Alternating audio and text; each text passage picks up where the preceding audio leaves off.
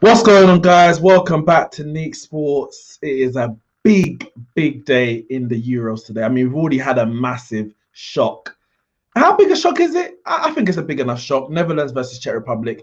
The majority of people predicted Netherlands to win. The majority of people, including myself.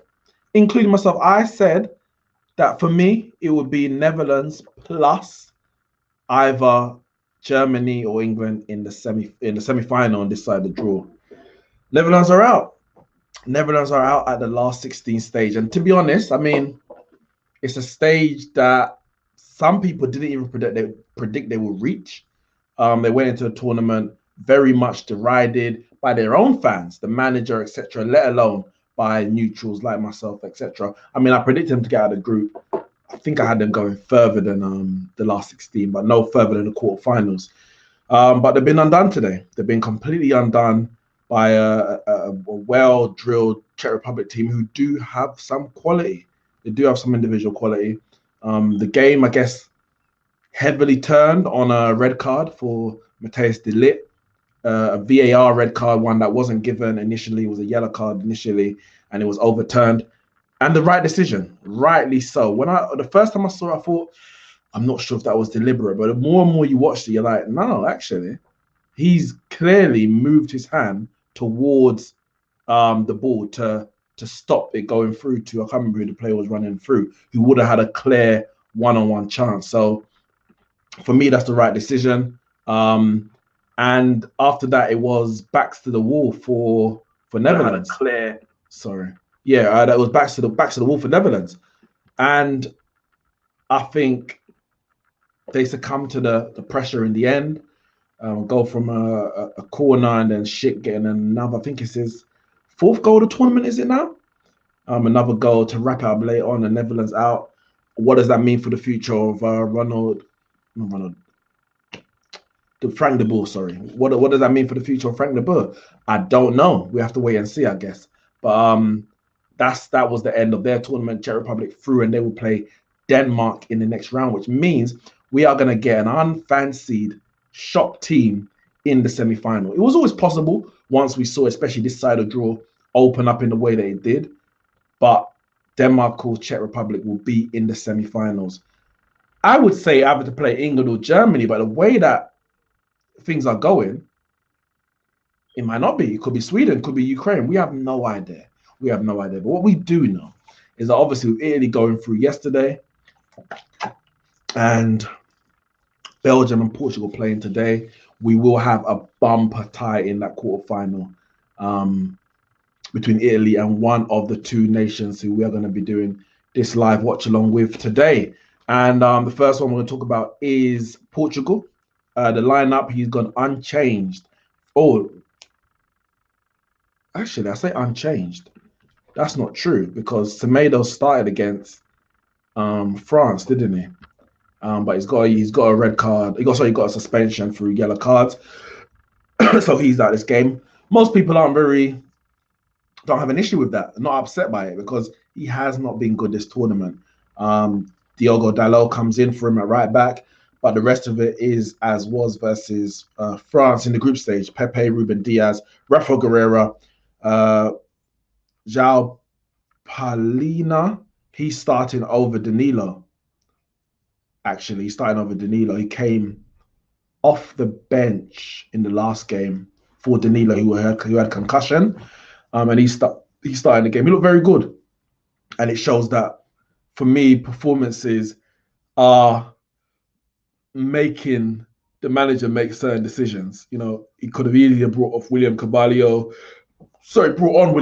against France when Danilo went off with concussion. He brought on Palhinha, and the performance was enough for him to say, let's go again. So William Carvalho remains on the bench. João Moutinho retains his place and Renato Sanchez as well, which means Bruno Fernandes is on the bench again. And Bernardo Silva, Cristiano Ronaldo, and Diogo Jota make up the front three. The Belgium team, again, is as we expected, to be honest. Courtois and goal, Alderweireld was going with Vermaelen over, and Vertonghen. Now, I don't know if Denayer has a suspension. If I can, let me just double check that quickly because that's the only. Let's see, Denier. No, Denier is on the bench, so there's no suspension there. That's obviously a tactical decision for him to go with Alderweireld, Vermaelen, and Vertonghen as the centre backs. A very experienced centre back trio, very, very experienced, Premier League, European level, international level. But is that experience going to be undone by maybe a bit of the fast pace, some of the players that the likes of Portugal do have in Dalot, Guerrero, Jota, for example? Maybe they want to deal with the experience of Ronaldo by having those three there. Munir, so Witzel, Axel Witzel, Tielemans, and Thorgan Hazard make up the midfield, which generally is like a midfield four, isn't it? Across the midfield. And De Bruyne, Hazard, and Lukaku are in the three as a 3-4-3 formation. Very, very, very strong team. Very, very strong team. Cannot be discounted whatsoever. But yeah, you lot, let me know in the comments what you think or how you think this game might play out. Make sure you hit the like button when you do so. Erhan says England finals minimum. They will lubricate either Denmark or Czech. Well, listen, we're gonna have to give me a second, guys. I just need to plug in my charger. But okay, I'll keep on talking. We have to give everyone the respect they deserve. We can't just be saying England finals minimum when first and foremost England are playing Germany. There's no guarantee England are even going to beat Germany. That's the first thing. England beat Germany. By saying England finals minimum, you are assuming I guess you're making your prediction, which is fine. You're making a prediction to say England will beat Germany. Fair enough. Fair enough. But and I did tweet out if the winner of England Germany, so that for me that game is 50-50. Anyone can do that. But the winner of England Germany, if they don't reach the final, it's a failure. Facts. I'm all here for setting high expectations, high but realistic expectations. The winner of England Germany must make this final, or it's a failure. I don't want to get to the final, sorry, the semi-final, and you say, oh well, you know what? We didn't really expect to get here in the first place. It's still a good tournament. Played a bit of good football. We beat a big team. Well, obviously, if Germany get there, they would have beat two big teams in England and Portugal. If England get there, they would have beat just Germany. No, the road has now opened up for you. For both Germany and England, the road have, and both of these teams got frailties. Most of the teams in the competition do have their frailties. We saw Italy yesterday were quite fortunate in the end to go through, considering, went to extra time, and Arnautovic was offside by half a foot. It could have been oh so different yesterday. We could have had another shock to go with the one that we had today.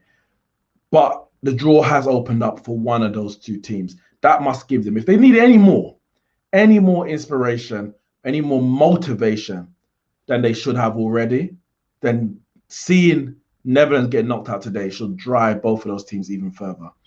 On this side of the draw, however, it's anyone's guess. Of course, you're going to say France are the favourites, and I think on the harder side of the draw, France are on the easier side of that half. So you might say they got one of the easier quarters of the draw. They're playing Switzerland, then now they're playing Croatia or Spain, both neither are who are as strong as they once were, whether that be 3 years ago, whether that be 9 years ago now since Spain won the 2012 Euros. So France are looking towards that semi-final. These teams here today, Portugal, Belgium, they can't look no further than the 90 minutes or 120, possibly plus penalties ahead of them. They really can't look any further than that because every game right now is dangerous. The winners of this play Italy. The winners of that potentially play France. Then you got to deal with potentially England or Germany in the final. Could be Denmark, of course. We know they won it back in 1992. Today's going to be interesting. Very interesting. I think the team who wins this game is going to carry so much belief for the rest of the tournament to say, we can do this. If we can beat X, we can beat Y. Because you might say, oh, Portugal's not as good as they were. They held France to a 2-2. If Belgium beat Portugal and they end up playing France on the back of when they played them in the World Cup, it was a close 1-0 game.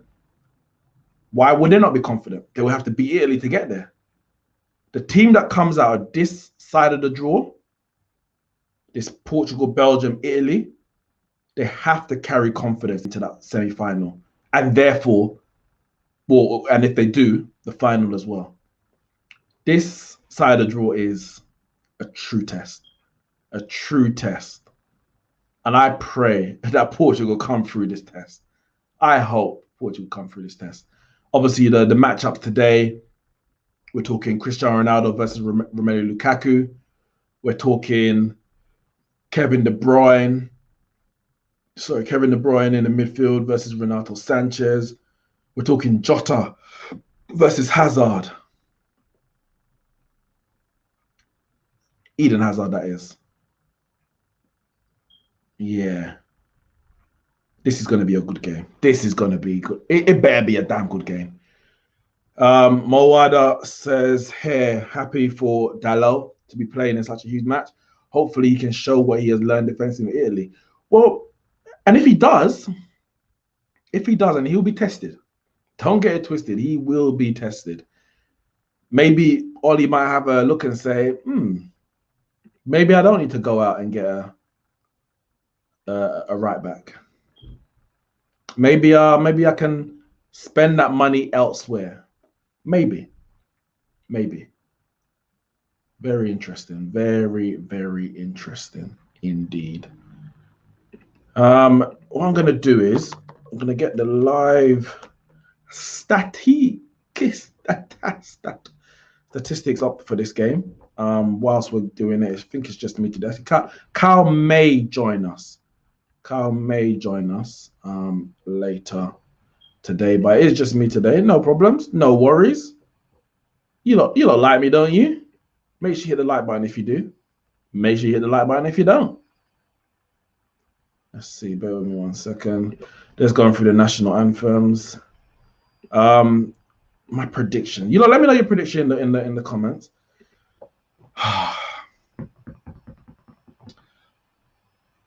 My heart says Portugal.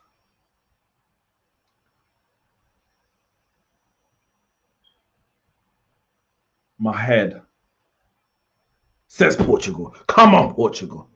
Come on, Portugal. Let's get those. So there's the lineups we see. 4-3-3 for Portugal. And actually, can you see that on your screen, actually? No, you can't. No, you cannot. Yeah, 4-3-3 for Portugal and 3-4-3 for Belgium. There we go. Meunier, Tielemans, Witsel. De Bruyne. I mean, for me, the key for Belgium is De Bruyne. Of course, Lukaku is going to be the one to score the goals. Hazard will hopefully, for their sake, turn up. But De Bruyne is their best player without a shadow of a doubt. And Portugal, Ronaldo will be the match winner, you'd think, if they are to win.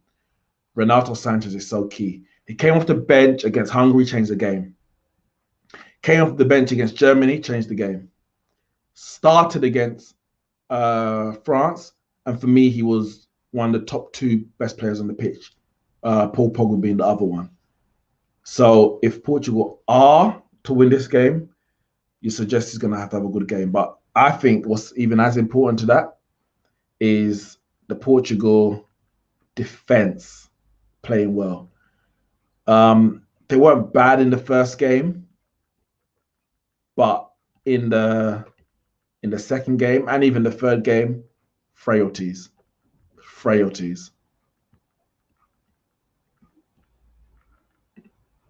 Let's see what we're saying.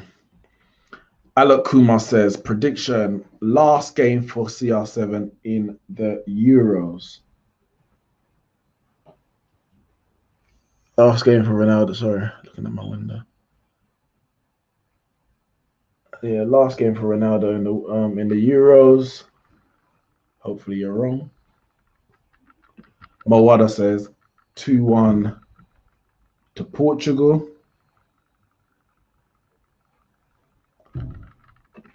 Shane says, I reckon Belgium will win, however, they are suspect at the back. They are. They are suspect at the back. And I think there's a few teams that are suspect at the back. Chance for KDB to redeem himself. Why does he need redemption? Redeem himself for what exactly? Let me know. 8 o'clock, players take the knee. And they're about to kick off. Belgium in the red, Portugal in. What color is that? What color do they wear? It's like a bluey. What do they call that? They call it teal. I don't know what they call it. Oh, for the UCL that final. Yeah, that was a bad.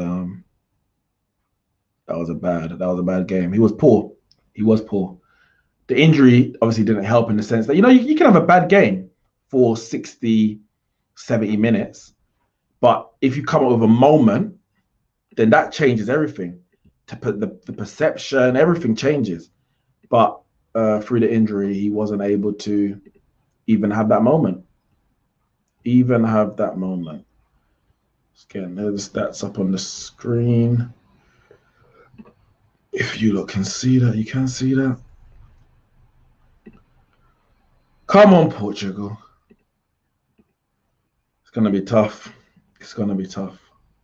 Belgium, they move the ball good, they move it quickly, and that's what Portugal struggled with against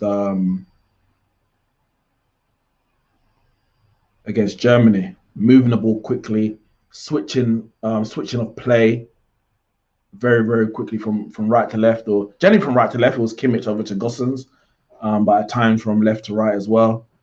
And the fullbacks on that day could not cope.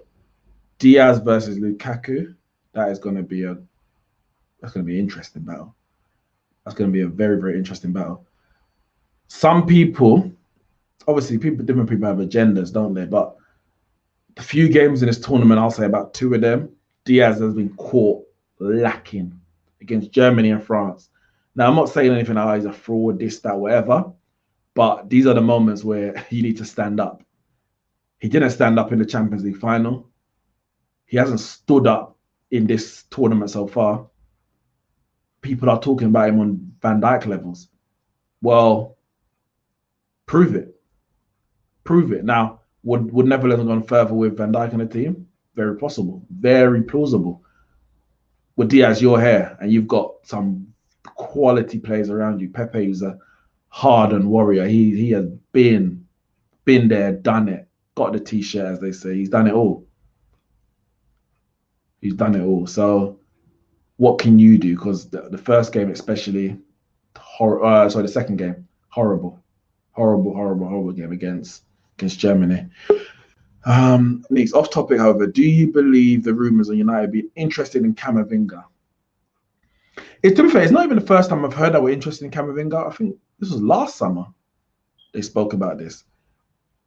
So I don't disbelieve the rumours that we're interested. I don't believe we're going to sign him.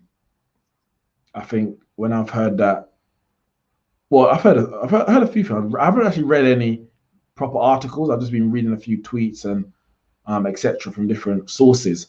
And you've got one saying that he's worth 100 million. We ain't paying 100 million for him. We've got another one saying that his preferred option is PSG. Now, if PSG go in for him and his first option is PSG, then we've got no chance. So there's a few things that are probably count against us in potentially signing Camavinga. I think we're interested in him because he's a good player. What are you saying, Carl? Oh, sorry. One second. Okay. Portugal on the ball. Yeah. I've just been mad busy, that mad busy. Mad busy celebrating Verstappen's win, whilst Ferrari are lagging behind in 6th and 7th. Oh, I hear that. I heard that. And the Ferrari come good, man. Come good. Actually, I was thinking about it today, actually, and what next season actually means. I was actually a little bit confused because I was thinking, right, the rule change, is it just the whole spending and the budget and the XYZ, but is there also like a change in like the rule specification to like engines and tire and wear wing and Yeah, I believe there is. I believe it's everything. There's even changes this year that's kind of gone under the radar. No one's really speaking about yeah, it. there has been, yeah, there has been, yeah. Because obviously it's a bigger change in for next season and for that period, but no one's really speaking about all the change because there's been even changes in like the budget, how much you can and can't spend even this year. And with the spec, all Renato Sanchez turned. I don't know who that was on the. Diego Jota. Jota, oh, that's terrible. Oh, you've got to hit the target. Oh, you have got to at least hit the target. No, Jota's been poor this tournament, man. I think he's been good. I think his end product's been poor. Yeah. No, you've got to hit the target. You can't. But yeah, no, there's a few changes outside of just the budget, the spending budget. Yeah, no, I heard that because what I was thinking about is I was remembering there's loads of people saying that this could even the pack, even the playing field, because obviously everyone's working with the same budget. It's not like Ferrari, Mercedes, Red Bull have the biggest budget out of everybody else, and that's why they're usually more often than not, because I don't want to say this season, but usually more often than not, they're ahead of the pack. They're at least a good distance ahead of like your McLarens, depending on who's good at the time, Force India, etc. Yeah. So on and so forth. But I don't think it does even the pack. And the reason why I say that, because I was thinking about it, and I was like, but sometimes, depending on the changes on so for example, the rules on like your front ring, rear ring, engine, gearbox, etc., the chassis, and so on and so forth. Most teams, they just work on what they currently have. So, like, say for example, Mercedes have the best car, and they've got a big budget. They can just spend it and say, okay, we can just spend our budget on finding ways to improve what we already have, or if there's like a complete overhaul of like the regulations to the rear wing, they'll be like, okay, scrap what we currently have because it's miles off, and we'll just redesign and redevelop a complete new rear wing. They've got the budget for it, cool. But if Mercedes and say Red Bull are close to the current specifications of next year's model, and they only have to tweak certain stuff, it's not gonna eat out the bulk of their budget. Whereas someone like Haas or like Alpine, they will have to spend a lot more to get where they need to be, if you know what I mean. No, I hear you. I do hear you, and it may not. Well, what I would say is that I do get what you're saying, but the fact that let's say Mercedes are their car is 5 seconds better than Haas, and the budget. Let's say the budget was 200 million. No, sorry. Let's say at the moment, let's say the budget's 500 million. Haas only spend 200 because that's all they got. Mercedes might only spend 300 because they're content. But if they need to spend an extra 50 to pull 10 seconds clear rather than 5 seconds clear, they've got that to do that. Whereas if the budget is already what Haas is spending, which is the 200 million, it doesn't mean Haas is going to get any faster, but it means that those who are already leading can't pull away in the same way. So they'll probably still be ahead, but cross was too deep from, I don't know who that was. I don't know these Belgian players just by looking at them on the field. The Mercedes won't be able to make the major improvements that they generally do over the course of the season because there's no budget for it. Which it may not make Haas close them down, but it means that Mercedes can't pull away. So at the minimum, you retain the current distance at minimum. I heard that, and it's going to become a lot more tactical as well because yeah, because even like their current budget structure, it's not just a lot of people just tend to think, oh, it's just to pay the drivers, pay the mechanics, and buy the car that they need to go win the season. It's not as simple as that. That budget has to stretch for the whole season because it's also used to buy new parts if your driver crashes. So they crash and wreck a car, they have to pay for new parts. That comes out of the allocated budget. Yeah. The gearbox changes that they have to pay for another gearbox. So that all comes under the allocated budget, which those costs are going to be the same for each team. So each team has a gearbox they got to change or buy a new front wing. And these guys are always complaining about how the parts are always expensive. And the other track that we had that had a high curb, and they were complaining about they got to lower the curb because it's damaging the cars and it's costly to repair them. Yeah. Like, all of that comes out of the budget. So it's going to be a lot more strategic and a lot more, because some teams will be like, maybe we can get away with spending 100 mil out of the 200 and have 100 mil for the season to play with. And some will say, you know what, we're not quite good enough, so we're going to spend 150 and leave ourselves with 50 and hope that we don't get into too much discrepancies. Because they're further behind the pack, so they need to spend a bit more in the budget to get up to speed. But then what it means is that they're not going to be as reliable for the season. If they break down once or twice, they're kind of stretching the limits of their budgets. It's gonna be interesting. I'm gonna have a little read maybe later today to see what changes they actually made for this year. Because I said they kind of just went under the radar. No one really spoke about them because obviously the big ones for next year. And I just want to have a look to see what kind of the experts are saying about how, if we look at the results so far this season, if that's anything to do with the different, the new regulations, etc. Because if they change that stuff, I know there's been a lot of talk about Red Bull's rear wing and whether it's too flexible, and obviously it's giving them more straight line speed, and they've been basically calls to not necessarily ban them, but because it's a part that I guess for what they're saying is it's not really inspected regularly or heavily. So they're saying look at it more, because that one looks a bit, someone goes very quick and you're like, Remember when Jenson Button, when he was in the Braun GP? Yep. And them man just did a mad thing first half of the season. And they were just clear. It was him and was it Barrichello? Yeah, they're both in the Braun GP at the time. And again, it wasn't illegal, but they were like, I never understand this one, but they say basically they made a car within the rules of it, or didn't break any rules, but it wasn't. It's like what's the word? They worked around the rules in the way that the rules weren't intended. So, for example, if it said if it said, for example, I don't know, the top of your cockpit must be round, or sorry, it mustn't be a circular shape, and they said, well, a circle is exactly that 360 degrees. This is 359, so technically it's not a circle. And it's like, yeah, okay, you make sense, yes, but that's not what we meant. We meant we don't want it to be a square or a rectangle or whatever, something like that. And they just changed the rules mid-season. Just mid-season, change the rules. And I'm like, how can you do that? They're like, well, that's not what the rules are. And no one can say anything. Yep. That is it. FIA said that's the rules. You can't do that to your front wing, or you can't. It's crazy. Look at investigation. You find a way around it. It's like tax rules. Yep. There's tax evasion, but there's also tax avoidance. It's like, okay, if I do that, I don't have to pay tax. Next year, they change the rules. Now you got to find a new way around it.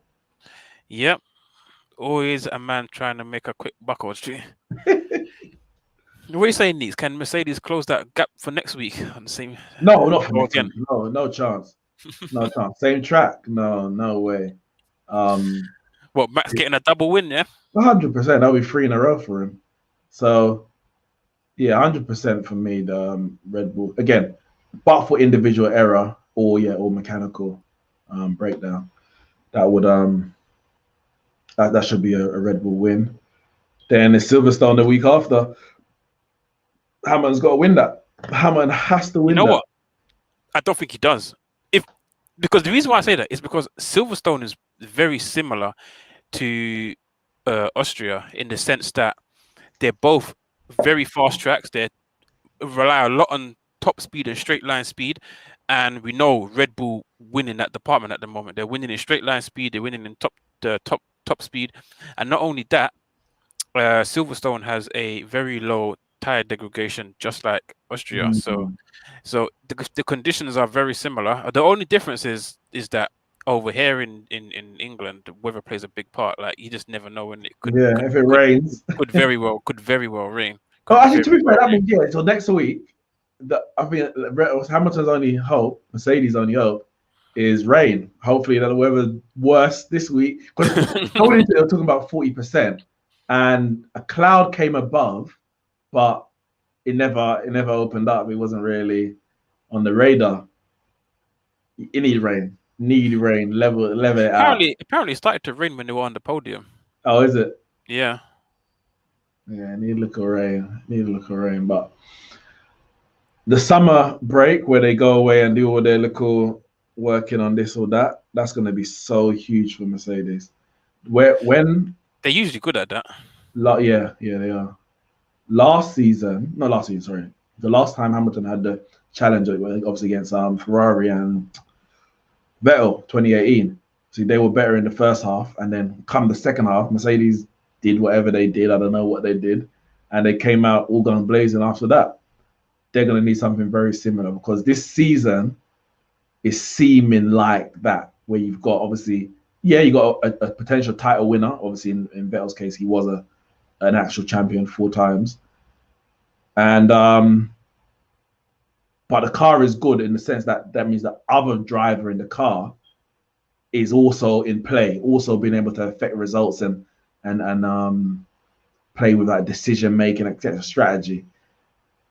This season is very, very similar. I just think that Verstappen is a bit more mentally strong than Vettel. Vettel crumbles under pressure. He does, man. I don't think Verstappen does. Look how well he's doing this season. There's no pressure. The guy is absolutely flying. 100%. Both him and Alonso. Alonso's doing amazing at the moment, Yep. man. Jesus Christ. At the ripe old age of 92.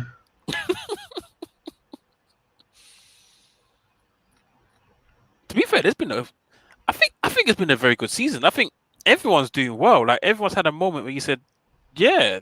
Yeah, everyone except Bottas. Yeah, everyone except Bottas for true.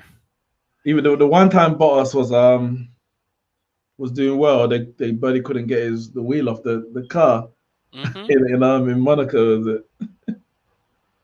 I mean, he did good today. No, yeah, he did. To be fair, to hold off Perez, but is this what it's come to? Man was supposed to be challenging Hamilton for a title, and man's holding off Red Bull's second driver. Golly, man. But I mean, I guess it just shows how much Red Bull's improved, how close the cars are in that. And obviously, Perez is a very good driver anyway. But when in Mercedes, generally, other than that Vettel year, it was Mercedes versus Mercedes all the time. And you get like a one-time Ricardo might pop up, Verstappen might pop up. But it was Mercedes versus Mercedes, Hamilton versus Rosberg, Hamilton versus Bottas. Now, it's a full it's a 4v4 every race. It should be anyway. All 4 of them should be fighting to be on the podium. Oh, on the podium, yeah. No, for the race win, it should be Verstappen, because they're the 2 best drivers. But podium, like it could be any 3 of the 4. It should be any 3 of the 4 at every race. You know what? Today really showed me just how far off McLaren are from the rest of from them guys. Because like Lando was ahead of them. Yeah, he started third, wasn't it? No. He started in 4th. No, because Bottas had the good penalty. Yeah, he got to 5th, and Perez was in 3rd. Oh, was he? Yeah. Remember, Lando passed him on the start. He passed. That's why he was like. Ron was like amazing Lando. No, I was saying it was brilliant for Lando, but Lando passed him on the first corner. Because I know Perez. I didn't clock where he started, but Perez went past him and then he took it back. I didn't realize he took it from Perez initially. Yeah. Okay, I didn't realize he took it from Perez initially. Yeah. So yeah, he was ahead of he was in third, but then it came to a point where it was like we just ain't got the pace of these guys, and they didn't want to burn out their tires trying to keep ahead of them when they just didn't have the outright pace to stay out in front. So yeah, he just left the door open and said, "If you're gonna overtake me, overtake me." And yeah, because like, I'm not fighting with you. I'm fighting with Ferrari basically. Mm-hmm. Russell was pissed today because he was fighting in the points, and then I don't know what happened to him. Would you say Lando's the best of the rest? No, that's offside, surely. Yes, offside. Best of the rest. Yeah. Is he a better driver than Leclerc? I don't think so.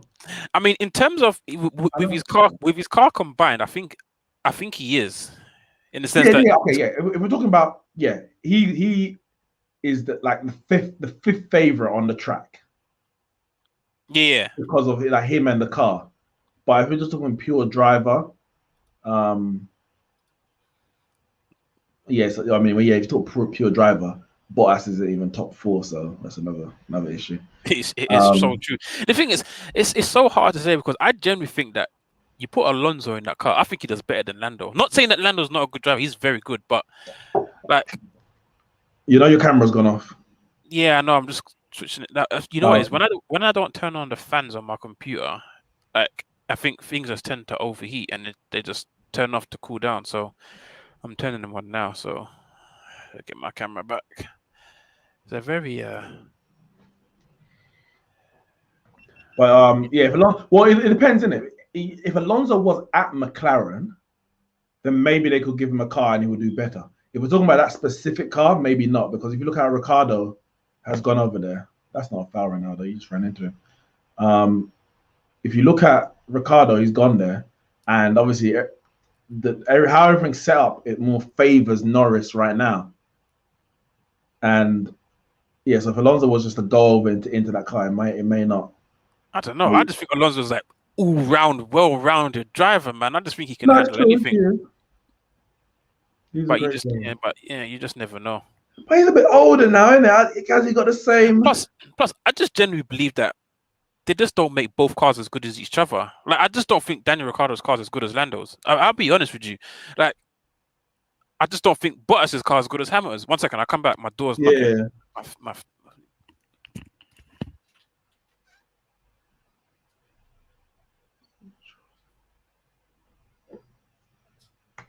Let's see. I mean, it's a pretty even game out here, to be fair. Both teams kind of going forward. Neither keeper really tested. It seems just as they get into the final third, that final pass, cross, whatever it might be, isn't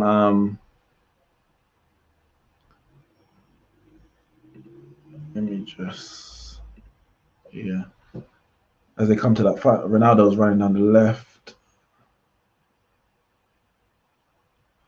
Pass it back to Jota. Renato outside the box. Yeah, it's just a bit. I think it's like they're just feeling each other out, but it's been 20-odd minutes. Time for feeling each other out has long gone. 2 shots for Portugal, 1 for Belgium, but neither have hit the target. As I said, neither keeper has been tested. It's quite a tactical battle out there. That's a handball. It must be a handball. It was. You know what's funny when it comes to handballs? Handballs inside the box generally always have to be deliberate. Like they have to say, "Oh, was there movement towards the arm?" Or movement towards the ball. But you look there just now at Vermaelen. Vermaelen's gone in for a slide tackle challenge, and he's fallen, and the ball's hit his hand. If that was in the area, unless on the goal line itself, they're not giving a handball for that. But because it's outside the area, it's a free kick. I think they're very comfortable in giving a free kick because potentially there's less of a threat. But you never know. Ronaldo could step up as Kyle returns. And if he puts this in, you're like, whoa, was that really handball? Ronaldo's not putting it in. Deep breath. No, he's got one of these every 45 free kicks. He's got one of these. This is the one in 45. We're not on the 45th one yet. It's the one in 45. So you miss like the next. Whoa! Oh, you're right there, mate. Good save. Good save. Ooh, I thought that was it. Can't rule out Ronaldo, my friend. Can't rule him out. I can. I thought I was going to fly into the ball. I ordered some food because I haven't had time to get myself some dinner, right? First time I ordered takeaway in ages. And I opened the door and the man's delivered the food on his bicycle, right? There's no more thing to do. But I look out, I was like, raw. It's absolutely pissing it down out there. I was like, yeah. You can be all right riding back, mate. He's like, oh, yeah, I'll be all right, man. Like, it was absolutely chucking. The guy was soaking wet, man. Damn. Poor guy, man. And that's what I talk about. That's why I just know we're going to get that on Silverstone. When it comes to it, that's exactly what's going to happen. It's just going to start pouring it down, man. This country is awful. It's crazy. We're in June. Yep. And we're dealing with this weather. Dealing with this. Make sure you hit the like button. Practically July, mate. I know. Bloody hell, man. So I got this there. I'm watching my little cricket as well. West Indies versus South Africa. West Indies going all right. They're going all right. You're putting yourself through more pain after you watch the GP today. This is T20s. We're good at that. Oh, what the hell was that? Who was that? Martinia. That was terrible. Oh, ball over the top. Oh, okay. Joshua runs onto it. Portugal are pressing in the last 5 minutes or so on the edge of Belgium's box. Doing all right. Portugal is in white, right? Yeah, whatever color that is. It's like a lilac kind. Lilac they call it? No, teal. I don't even know who I want to cheer on. Teal. Because I picked Belgium as my winners and Portugal as my dark horses. Who am I cheering here? Well, if Belgium win, at least come on, football. You see that free kick? That was a good little free kick there, yeah. Are you talking about Ronaldo's one? Yeah. Nico, it was rubbish. What are you talking about? That was going bottom corner. Nico's rubbish. That was a good free kick. Teal. It's like a whitish, bluish, grayish color. All right. We need to go, guys. And when I say guys, I mean Portugal. When I say Portugal, I mean Ronaldo.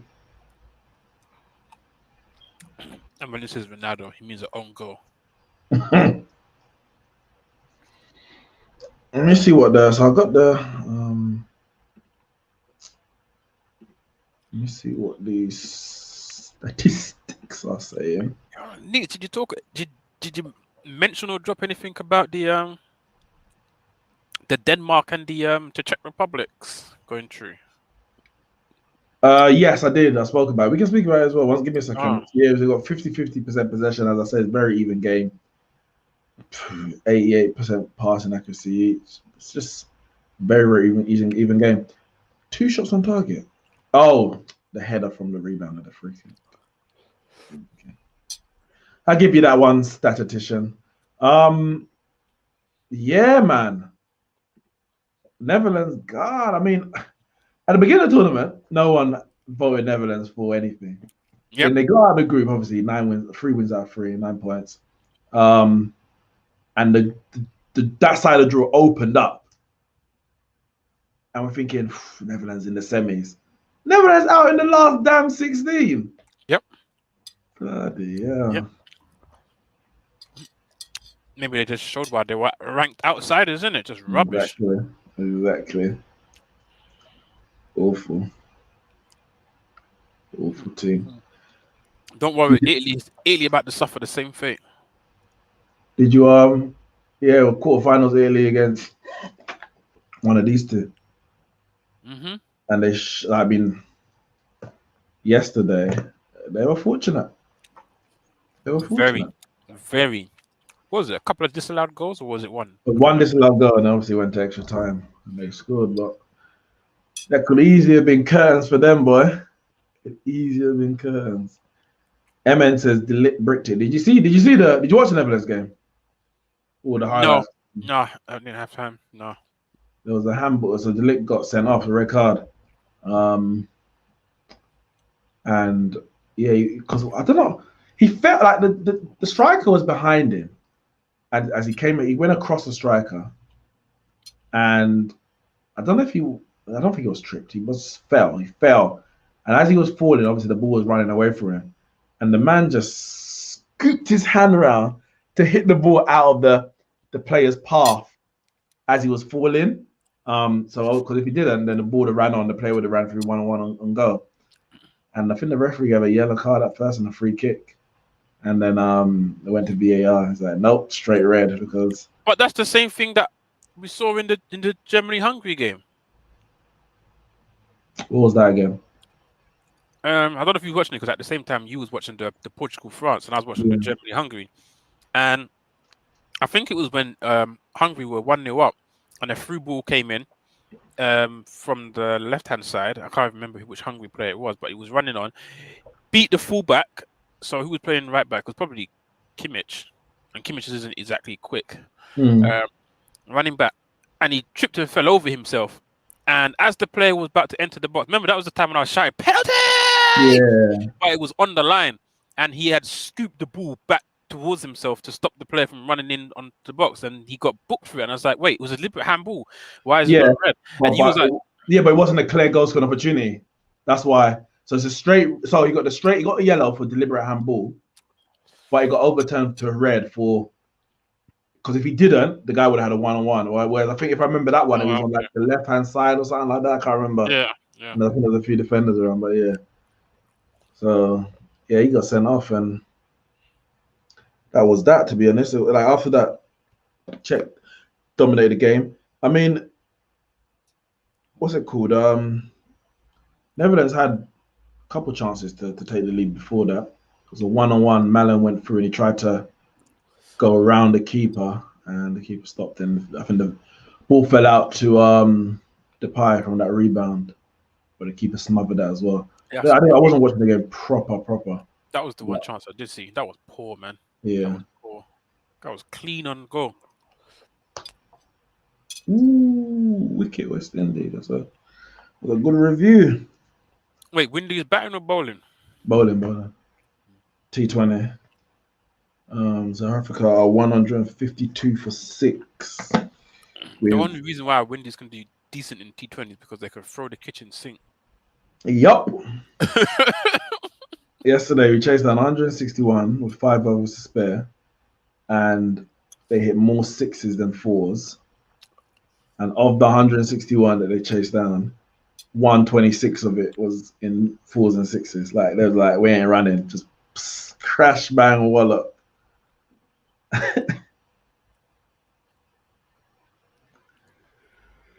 Oh god. 32 minutes gone. 33 even. When they chased down the 161 or wherever it was, how much wicket spare did they have? 8. I don't know why they don't adopt that approach everywhere. Yeah, it's more risky, but if you're crap everywhere else, you might as well just crash bang wallop. But there's field restrictions in T20, so you can only have like a certain amount of people on the boundary. So if you do it in Test cricket, they just put people on the bat, and then there's a lot of them will catch you on the boundary. So that's a different. And the rules are tighter in T20 because or in ODIs in general. Like if you bowl down the leg side, it's a wide. whereas in test match, you can like negative bowling is allowed. You can bowl a bit wider so the player can't really hit it or down the leg side. Yeah.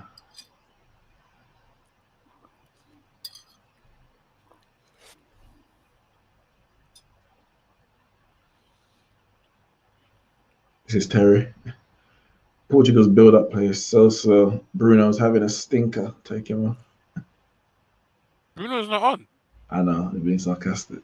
Oh.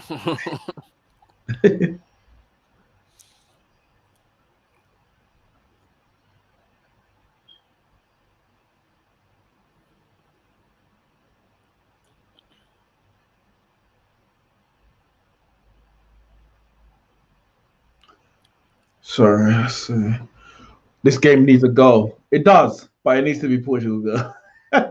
Listen, I'm happy. Drag this, and let's nick it in the 89th minute, innit? I'm here for the result, not the spectacle. I would love a great game. But How's Brazil doing in the Copa America? yeah, doing well. Three wins out of 3.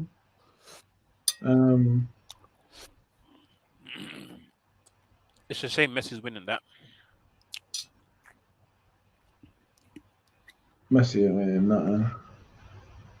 Messi be lucky to make it out of the group. No, he definitely made that. Well, they've actually changed the format this year. So in the past, it's been like, because how many teams are in the Copa? 1 second. So you got 5, 10. Sometimes they have 12. But you have three groups of 4. Top 2 go through and the 2 best third place teams. So then you go to quarterfinals. But now they've changed. It's 10 teams, 2 groups of 5. It's a bit of a waste of time. It goes 2 groups of 5. Sorry, I don't know who that was on Portugal side. But who just fell over? No, he just ran. Oh, that's a yellow card. But Lukaku just keeps going. You got to give a yellow for that. No, Lukaku's going. He's running. The man is pulling him back. He then, in the end, loses the ball. He can't play an advantage on it. The man's getting. I'm literally seeing his shirt being pulled from here. The referee is all but 5 yards away. How can you? No, you got to give a yellow for that. You have to. Why didn't he stop the play? Why did he stop the play? He didn't stop the play. No, I said, why didn't he? It's a foul. Oh. He was just like playing, I don't know, advantage or something. Okay, but the advantage didn't happen. So or just not giving anything. Let me see. Oh, they're not showing it. Is Lukaku really asking for that ball to be played in? He was never going to play that ball in there. There was barely any space. But yeah, they've changed it. Okay, they're watching that. Lukaku's running from the halfway line. I don't know. That Palina. He starts pulling his shirt. He's literally pulling his shirt. And then, oh, come on. Then he goes for the pass. Of course, it might have been heavily impeded. That's poor from the referee. That is so poor. And now he's got away with a yellow card. I don't know if that guy, I wonder if that guy's on a yellow card and he doesn't want to send him off or something. And this guy's usually he's a good referee. That's a bad decision. I'm not going to lie. But yeah, they've changed it now anyway. So there's like 2 groups of 5 and the top 4 go through. So only 1 team goes out. So it's nearly impossible. That's a waste of time. Exactly. You might as well go straight knockouts and done. But yeah, so they go, 2 groups of 5, 15 goes out, and then they go to quarterfinals. So I guess it will be first versus fourth, second versus third. And, so at the moment, it would be like Argentina versus Ecuador. Sorry, 1 second.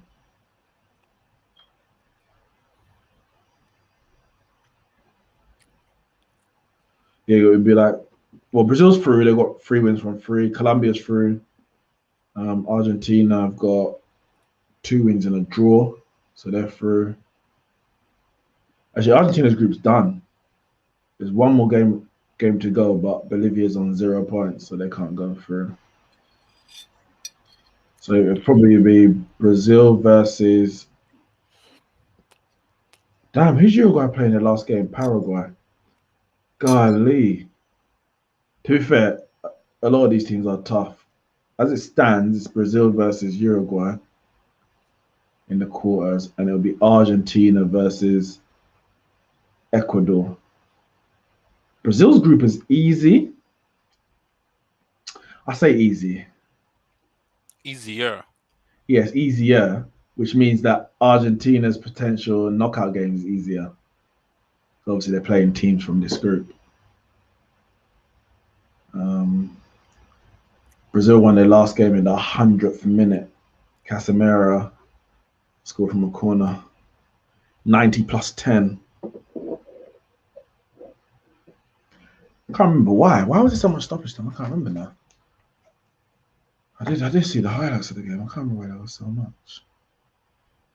I think there was a VAR. There was a couple of VAR checks that went on for ages. I can't remember now.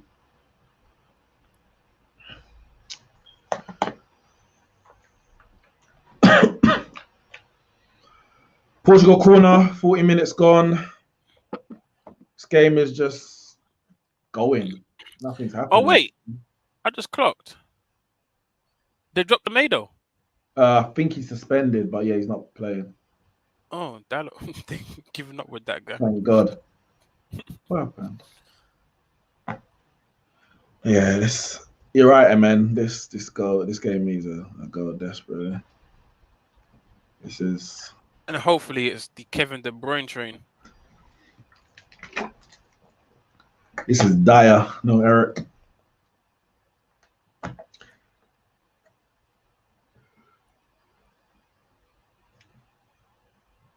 The one chance, well, to be fair, there's been two chances. Jota skewed it wide with his left foot. I said two chances. That's been the one chance, to be honest. But that was the main thing. They had a shot on target from Ronaldo's free kick. I don't think Rui Patricio's made a save. I don't think Rui Patricio's made a save. That's poor from Belgium. I mean, well done, Portugal, I guess. But at least make a save. At least force him to make a save, shall I say.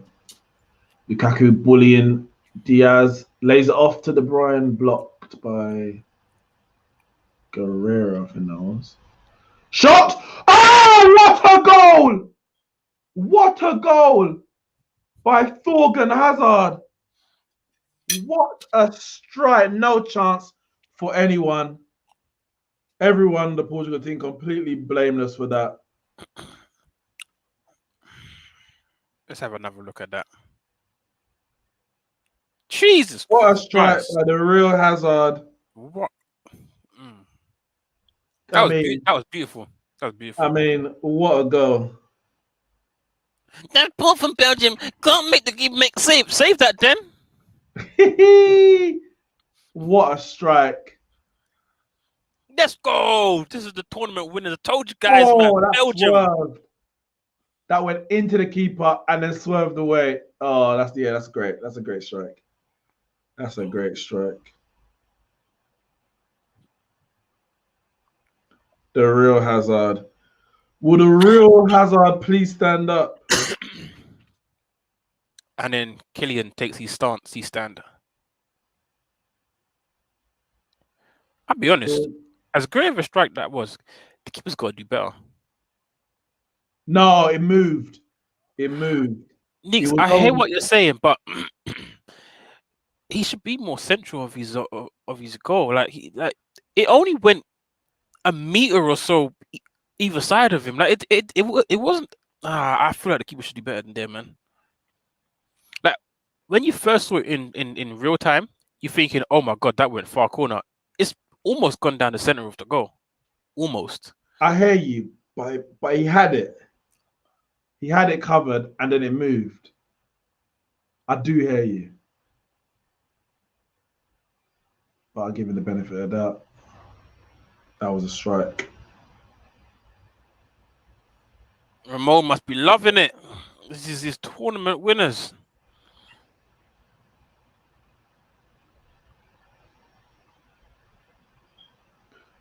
I mean, they're your tournament winners as well, aren't it? Yep. Wait. Yeah, knowing them, they probably get bucks up to Italy anyway. Did I just tweeted with the real Hazard play stand up? And I told you, Killian stood up. Let me see. 2045. No, I literally saw the tweet from someone else at the same time. I was like, I don't know if that was. No, I was pretty wonderful. I was playing on. The fake Hazard doing nothing. Wait, ain't he just got the goal of the tournament? Oh, God. That was a terrible clearance. Who did that?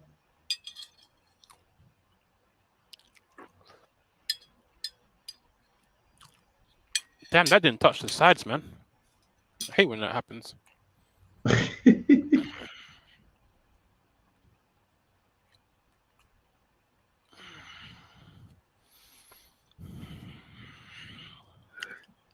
I spent £100 today on food shopping. Gonna start the gym in 2 weeks. I thought he got the ball. He did get the ball. How can you give a yellow card for that? I'm not even saying it. I'm not even gonna say it wasn't a foul. You might say, "Oh, he put." No, that's not a foul. I'm saying it now. That's not a foul. I was gonna say, hey, maybe he took the man first, but yes, he didn't.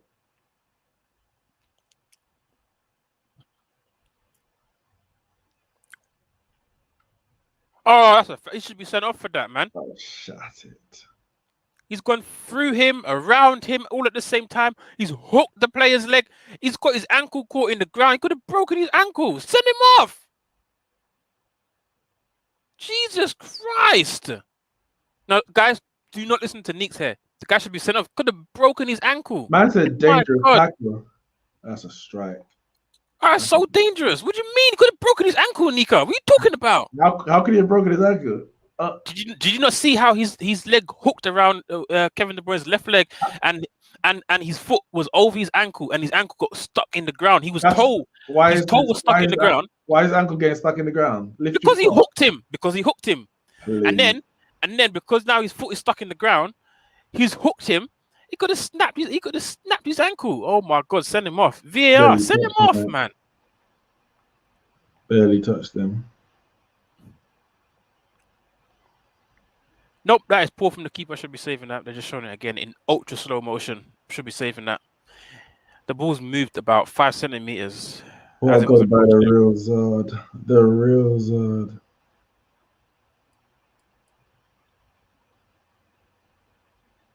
I mean, it's crazy because that was Belgium's first shot on target. What a shot on target.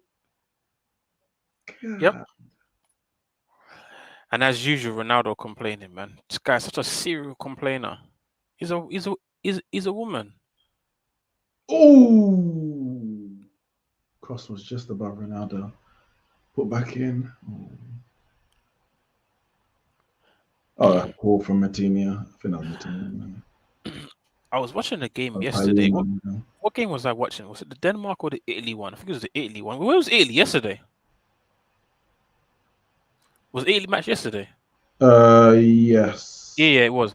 Yeah, so I was watching the Italy game and I was thinking to myself, to be a referee, do you have to undergo some sort of test in terms of fitness? Because I was watching the ref for like at least 20 minutes non-stop, right?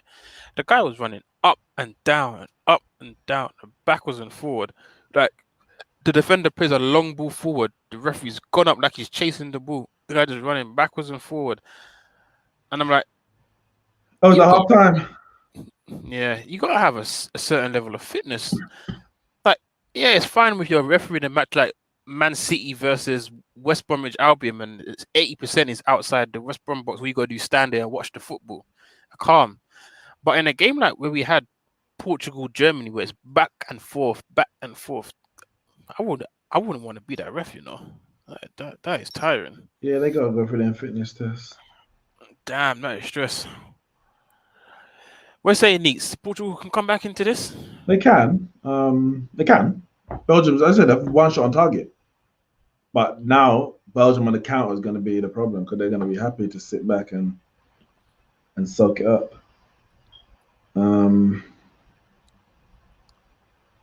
Yeah.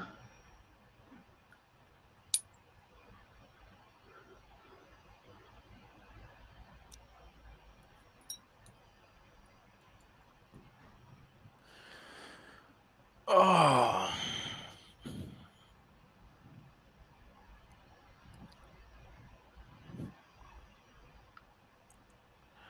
Oh, I'm bucked, man. Gotta stop waking up so early. Why is this guy laughing? Damn, we're gonna get a France Belgium semi-final. Like we had in the World Cup, yeah. No, France going out in the last 16. 100%. France going out. I just feel it. I just feel it in my bones. And when I get that feeling, there's only a 2% chance that I'm wrong. And I just got that feeling. France going out, man. Well, when? To Switzerland. God, man said to Switzerland. Man said to Switzerland. Jadon Shaqiri. I mean, if they do, the England fans are gonna be ripe. They're gonna be ready. This tournament is ours. Just beat Germany.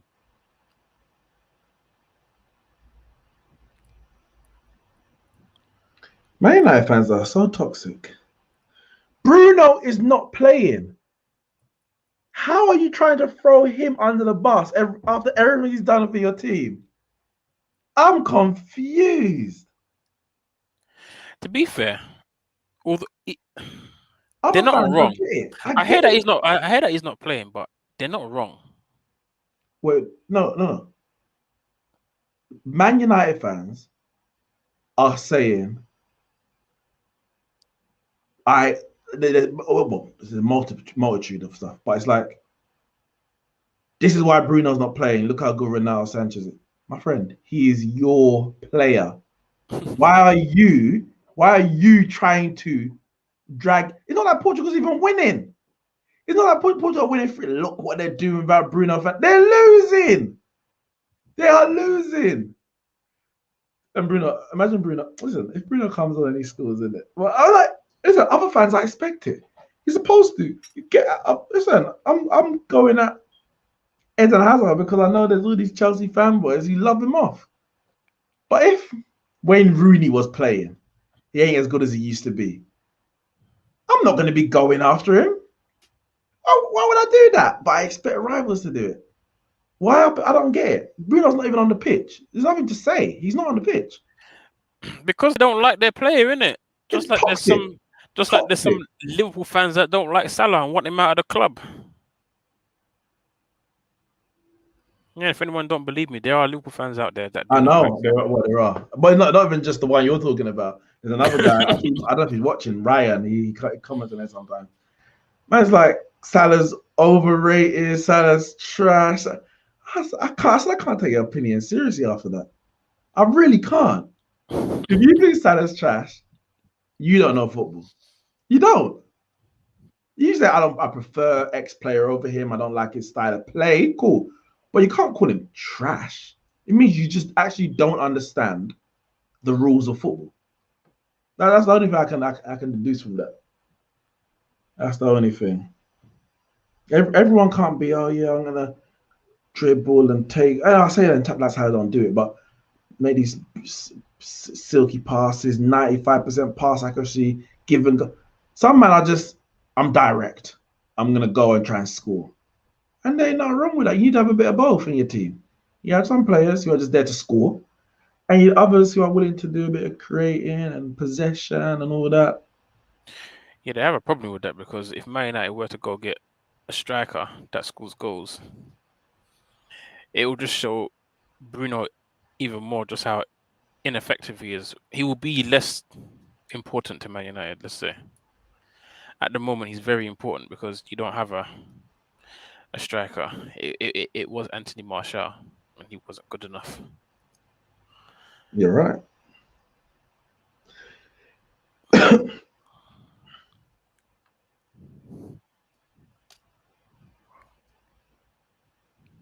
It's actually. I got now Chelsea fans trying to claim Hazard, Thorgan Hazard's goal. Listen, when one Hazard scores, they all score. No. Your mate did not. Your mate did not score.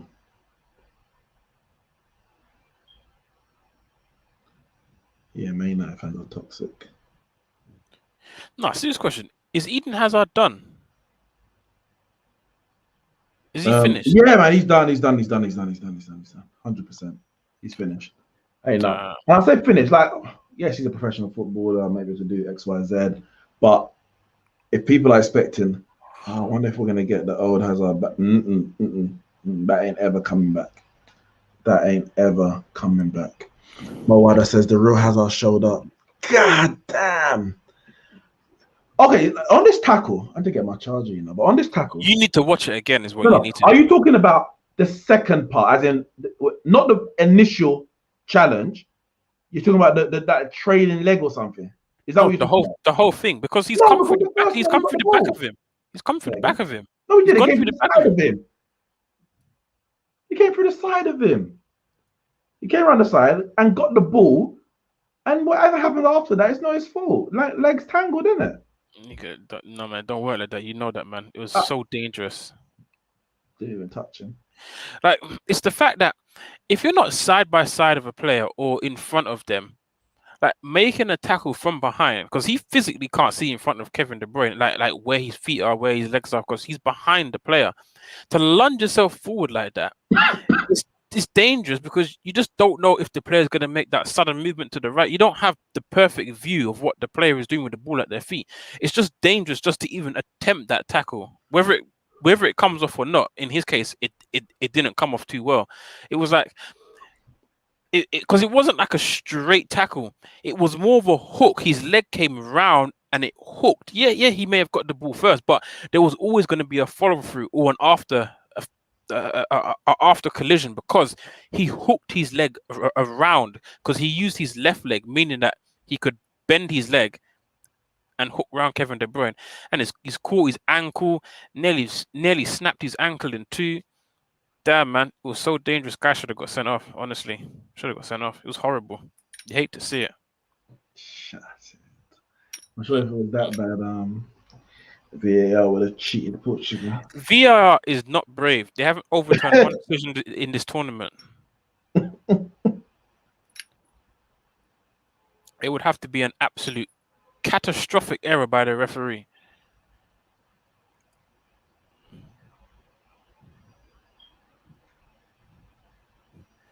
Have they changed the VAR rules for next season? Or has it changed already? Because you know that, what was it? Aston Villa? I can't remember the Aston Villa game that we had. The one that saved them from relegation. And the ball crossed the line, but because the goal line technology didn't work, the goal wasn't given because the official said no goal. But VAR didn't overturn it because it's not in their jurisdiction to overturn goal line decision goals. Are you asking if they changed that? Yeah, are they allowed to now? Just in case. I think they will be able to because that was horrible. That was terrible. That was terrible. How can you look at it and say, well, the technology didn't say that? You can see obviously something went wrong. You can see it cross the line. That's the most important thing. That didn't understand it at all. Them kind of mistakes can't happen again. One second.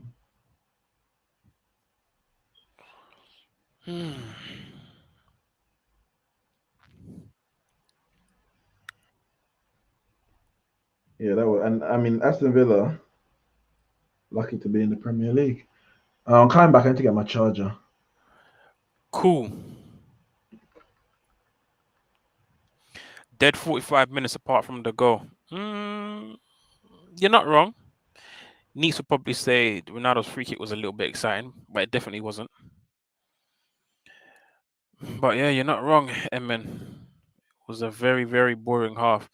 But we got that all-important crucial goal, meaning that Portugal are now going to have to come out and attack Belgium. So we should see a little bit more of an open game in the second half.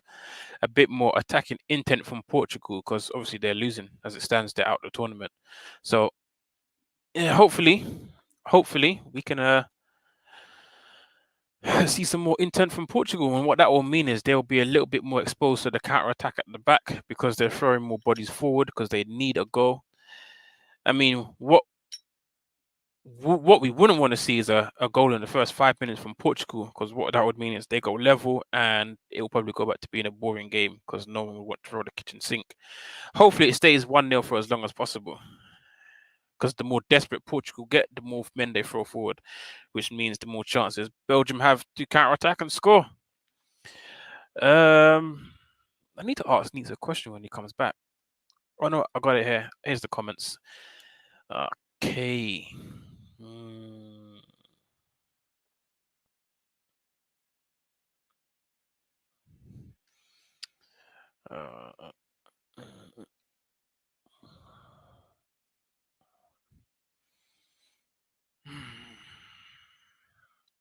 These watch-alongs on Sunday kill me, man. Even in the midweek, to be fair. I wake up at 5 in the morning to go to work. I start very early. And because I wake up at 5, I like to have a minimum of 8 hours sleep. So to get in my 8 hours, I'd have to go to bed at 9.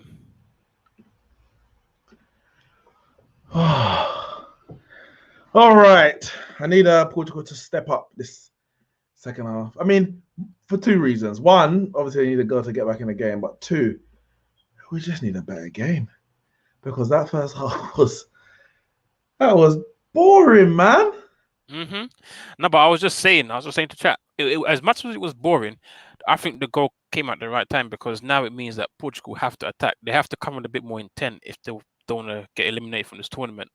And the longer it stays 1-0, the more Portugal got to throw the kitchen sink or throw more players forward, leaving them more exposed for the counter attack for Belgium to hit them on. So hopefully it should be, because it can't get much worse than that in the second half. It can't get much worse. It can only get better. Neeks, are you frozen?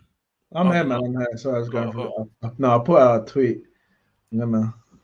And I agree. No, I agree. Portugal gonna have to come out. All right, Courtois twisting that Ronaldo. Whoa. Yeah, they're gonna come out in the second half.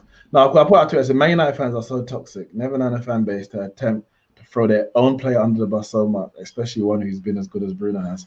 Rival fans, I get it. It's your job. And I mean, most people agree with me. Then obviously you got the rival fans. Bruno's trash. I expect it. I expect nothing less from you to say that. I know you wouldn't throw him under the bus, but do you think he's overrated? Well, it depends how you rate him. I don't think he's the best midfielder in the world. I don't think he's better than Kevin De Bruyne. Some people say he's better than Kevin De Bruyne. If you think he's better than Kevin De Bruyne, I think that's you overrating him. But would you say he's world class? If he ain't world class, he's just below. Give me another season like he did last year in the Premier League, he's world class. But he's been putting up these numbers, but obviously for Sporting in the Portuguese league, it is what it is. It's a Portuguese league. So it's 3 seasons in a row he's been putting up these numbers: 2 in the Portuguese league, 1 in the Premier League. And I say 1 in the Premier League.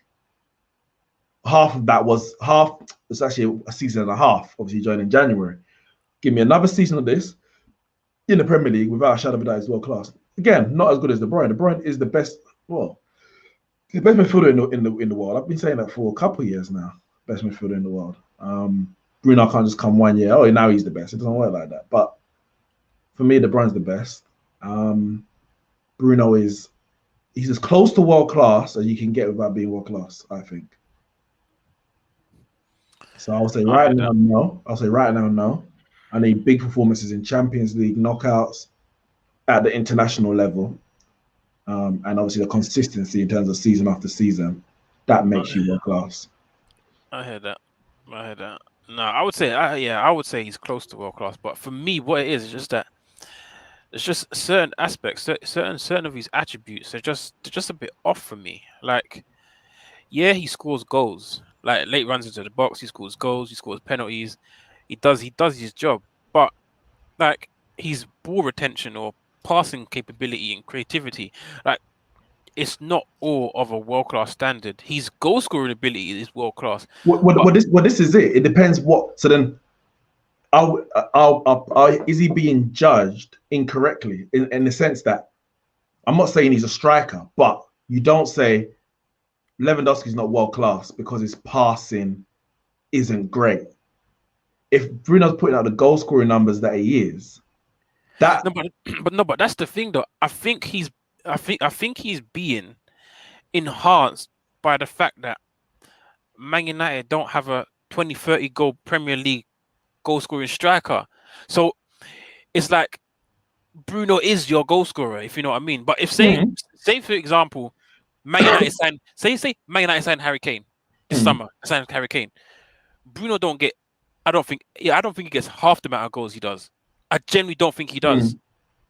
Just for the fact that they have a goal scoring striker in Harry Kane, and he will grab most of the goals. But because they don't have that goal scoring striker, Bruno is able to chip in because Man United. But I get that, Cal. But if Bayern Munich signed Harry Kane, Lewandowski wouldn't get the half the goals that he gets either. But they wouldn't play both of them. But regardless, whether they play them together or play them one or the other, they're going to share the goals. Bayern Munich aren't going to score double the amount of goals because Harry Kane's playing. They're probably going to score a similar amount because they're going to create similar amount of chances, but only one person can get them. So I get what you're saying. He's put in a role to be where he can become our top goal scorer. But his goal scoring and his assists is on a level that, regardless of whether it's because he's been put there, it's like saying Lukaku's been put in the Inter Milan team to be the goal scorer. Yeah, I know he has. But because Bruno's a midfielder by trade, De Bruyne looks like he's as Emin says, but I think Bruno's judged as a midfielder. So that's what I'm saying. That's why I asked the question. Are we judging him incorrectly in the sense of we're judging him as a traditional midfielder? Your job is to pass, keep possession, to dictate the tempo. Whereas he is effectively he's a second striker. He's playing so close to the number 9 for Man United, that is, and making those late runs, etc. Like a Dele Alli was in his earlier years with Poch. That was his role. Now, of course, if you move into another role, and that's why I think De Bruyne. What happened to De Bruyne? Is it concussion? This is why I think De Bruyne's better because broken ankle, mate. Oh, mate, could be. I don't know. I don't know what's happened. Let's see. The same thing they're talking about. No, that's not a red card. It's a red card, man. It just happened. It was an accident. No, okay. Accidental or not, it's a red card, man. You can't do that, man. It wasn't reckless. It was a tangle of legs. It was reckless. It was a tangle of legs. It was a reckless. Look, now he has to come off. The guy's injured now. Could have broke his. Oh, what's it? Jesus Christ! Wait, so is that Belgium's tournament hopes over? Belgium, yes, their tournament is Belgium. Belgium take over and then now about to get eliminated. Like I said, they're not going to win this without their main man. So yep, they're out now. But yeah, back on the Bruno thing. Yeah, if you're saying he doesn't keep the ball enough, or keep the ball as well, should I say, and his passing can be erratic, and of course we're comparing that to the best in the world, not just any regular midfielder. I agree, and that's why he's not as good as Kevin De Bruyne, for example. But he's playing in a role that enhances his abilities to make those late runs, his goal scoring, to also get assists. He makes those final passes to get assists. If he does that for 2 years in a row and is effective at a Champions League knockout international level, for me, that's world class. Usually, we just have to judge him differently. Instead of looking at what is his pass completion rate, look at him for what his role is or his effectiveness in the team, his goals, and his assists. I heard that. And that's why you need someone behind him, for me, who's going to dictate the play, who's going to do all that. Also, I have you said if Bayern Munich signed Harry Kane, they wouldn't get double the goals. Lukaku's through? Oh, no. You never know, because when Barcelona signed Suarez and Neymar, they scored triple the goals. They scored triple the goals. I hear you. But that's assuming that, because that's like, is Lewandowski missing. I hear you. You might change the way you play and create even more chances. It would be crazy. But booking, Dallo, booking for kicking the ball away. Silly booking. Those are the stupidest bookings. The ones for kicking the ball away, and this is okay. I guess if it's late in the game, you're trying to waste time, or the ones for persistently arguing with the ref. Like he's not going to change his mind. Referees, but for VAR, referees do not change their mind. So what is the? You can say, ref, that's not. But to keep you badgering him, of course he's going to book you. I mean, hopefully you're probably thinking, well, not maybe not even intentionally, but you're putting pressure on him. Maybe he might make a better decision for you in the future, and then I guess the yellow card would be worth it. But yeah, imagine the United fan base if Bruno wins the Ballon d'Or. The fan base would be so toxic, which is ridiculous because the whole fan base should be united. I put out a tweet today, I was like, "Come on, Dan James. Dan James ain't good enough for Man United, but he's a Man United player. Why would I not want him to do well? What, so I can be proved right that he's not good enough? He ain't good enough. If he proves me wrong and he is good enough, then that's good. That's good for us. I'm more interested in Man United being good than I am being right. I couldn't give a damn. So why I want, if I don't think Bruno's world class or I don't think he's better than De Bruyne, for example, I want him to prove me wrong. I want him to prove me wrong. Oh, damn, he actually is better than De Bruyne. And if he isn't, then, but I don't get it. I don't understand. Fandom has changed in recent years. Mm-hmm. It's changed. We're getting to that age, we're getting old, and you're starting to see different generations. Yeah, I get it.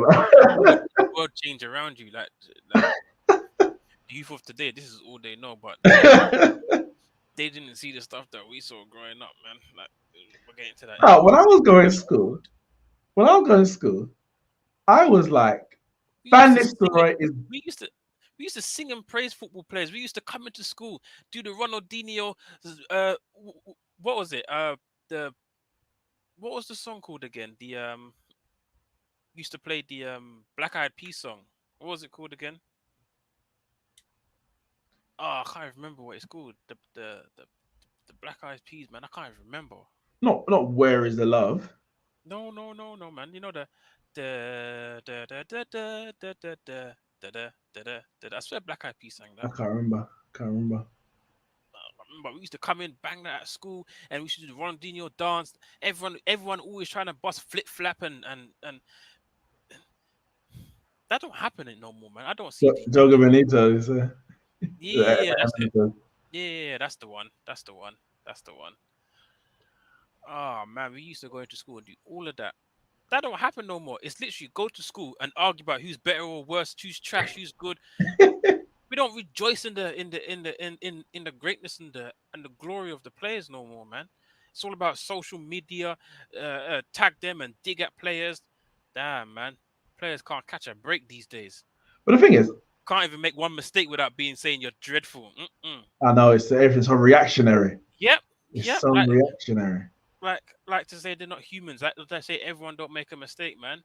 One misplaced pass. This is why this guy can't be midfielder. Look at this pass. Okay, it was one bad pass in about 70 minutes worth of football. Literally, Kyle. Literally. And the thing is, it's like when it comes to even rivalry, I get it. In the moment, you want your team to be better than others. And I would argue, when I was at school, Ruud van Nistelrooy, best striker in the Premier League. I knew Thierry was better. Come on, and again, he's a better footballer overall. He's a better forward. He scored goals, and he made goals, and he would just dribble. He was everything. But I'm backing my guy. Now it's like, no. I'm realistic. Why be a fan? Support your player. Look, I don't mean to call Henry trash because Henry wasn't trash, but just back your guy. back your guy. Now, both of them are gone, long gone. I happily say Thierry Henry's the greatest Premier League player of all time. I got no issue with that. But I'll be damned if I started dragging what's his name? Dragging Van Nistelrooy under the bus because he don't do what Henry did. Yeah, but he did what he did, and he scored goals for us. So he's come off. Bernardo and João Matinho off for Bruno Fernandes and João Felix. I would love nothing more than Bruno Fernandes to score a goal. Actually, better yet, or two. Better yet, I want to make a defense-splitting pass for Cristiano Ronaldo. That's what I really want. Or, even better than that, him and Ronaldo score a penalty each. And everyone can say, Fernandes, Penaldo. God.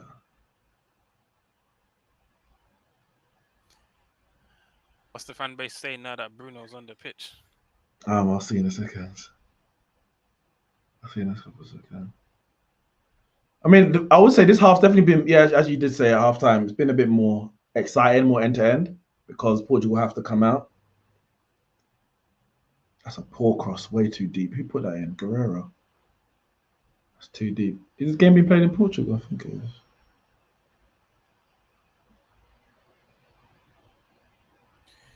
Do you think Alan Shearer would have been seen as a stat padder in today's era? Oh, I think he would have, but I would argue that he wasn't.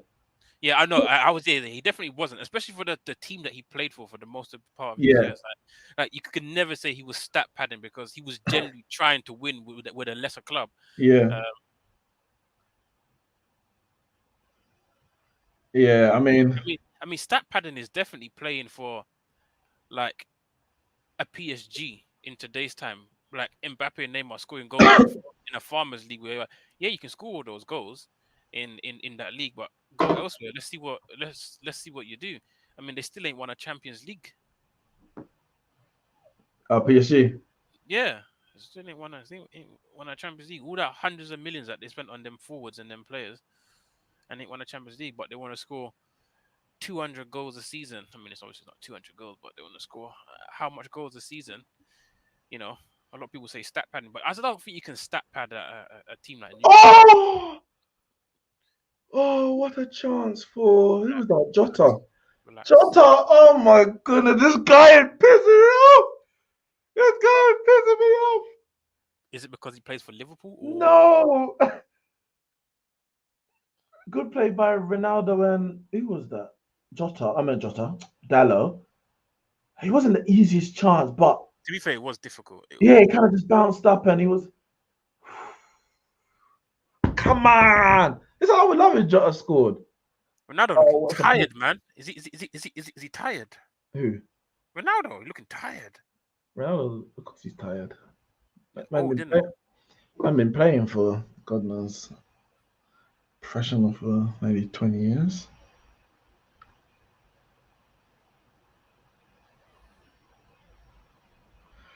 Chelsea fans, it's funny. They're so desperate for Eden Hazard to turn up. They're clutching. He's not even the player anymore. Why? I know. He's a legend, isn't it? He's like, I guess, like me and Ronaldo to an extent. But he's like, he's warming up. You're seeing the touches. Do something, innit? Do something. Players in this era should be getting more credit because of the media and social media slander. Yeah, but it's like you have to balance it out.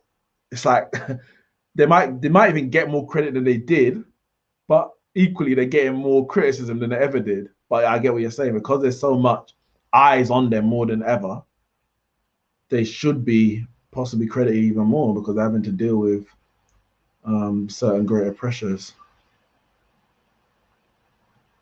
This game ain't over, but if Belgium score again, that ball's through, good defending by, I think that was Diaz offside anyway. By Diaz, I think that was. What I see on Twitter from United fans is Bruno on advantage Belgium. I mean, look at that. So, Bruno on advantage Belgium. Belgium are 1-0 up with Bruno off the field.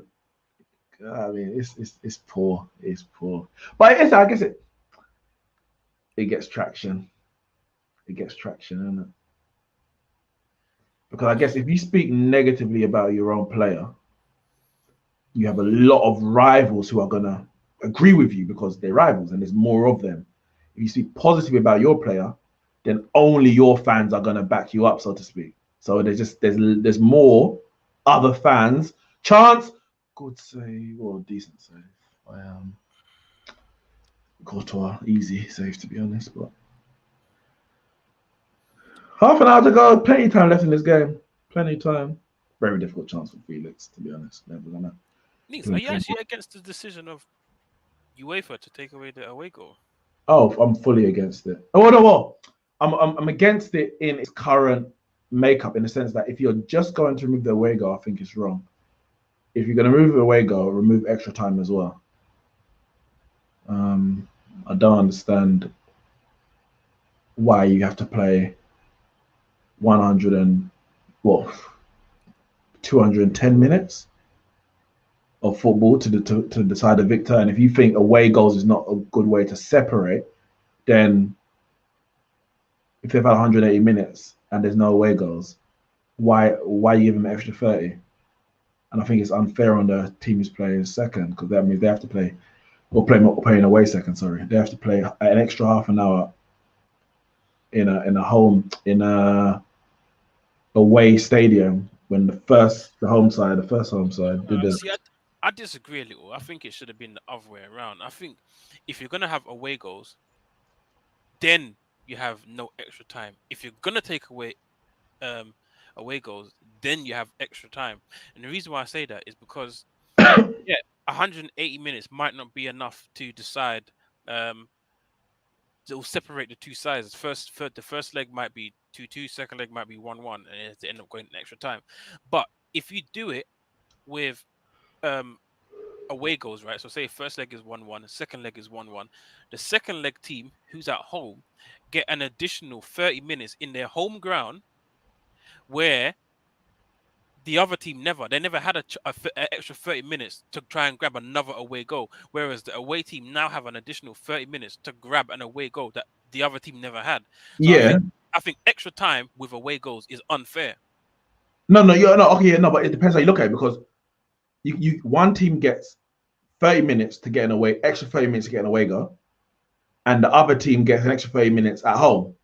So the question you have to ask, so obviously, because both of those are an advantage, you have to ask which one weighs heavier, an away goal or playing at home. Or sorry, the potential of an away goal or playing at home, because one or the other is unfair by themselves. Well, for me personally, I would say the potential of an away goal weighs heavier, and the reason I why agree. I agree. Yeah, I think it does weigh heavier. But when you now take it away, the only advantage is playing at home for another half an hour. That's literally, you have all that. You have, like, if you said before it was 80%, let's say you said it was 80% on the away goal, 20% playing at home.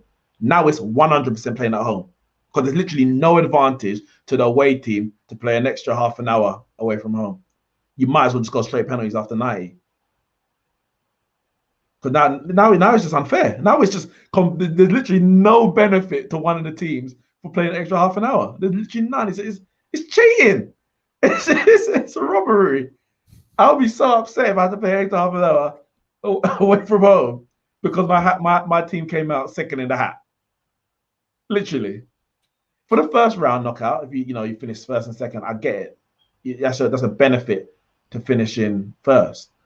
But if for a random draw, no, that's unfair, man. But my thing is, I would love them to keep away goals, go straight to penalties. It just adds something different. Adds a bit of excitement to the game, which most competitions. That's a poor ball. Yeah, adds a bit of excitement to the game that most competitions don't have. And now it's just everything's the same. It's just a European FA Cup. I guess they're just trying to keep it consistent, because obviously you don't have away goal rules in the final, so That's not a foul. How do you stat pad in football? Someone explain this to me. I mean, what I would say for me, what is stat padding would be someone who's scoring the third goal and the fourth goal in a 5-0 thrashing. So scoring a lot of goals when a lot of what you might call meaningless goals in situations that aren't pressurized, but not scoring when um, when your team needs it. So it might be an equalizer, or opener, equalizer, a winner, big game, blah blah blah. That's what I would say is stat padding.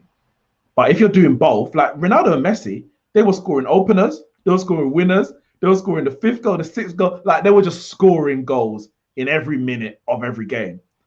That could never be stat padding. So basically, what he means is small game rumbling. Yeah, basically. I mean, he's done all right at Syria. Farmers League. But Come on, Belgium, man. Just for that, I need to give them an extra pump, because they're winning. Just remind them that they're winning. This tournament is theirs for the taking. Come on.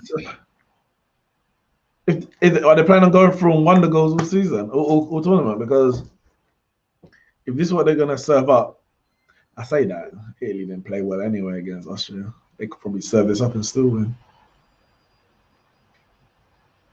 Like Lukaku, he's on what, 3 goals this tournament? Yeah. If he scores now, that's not stat padding.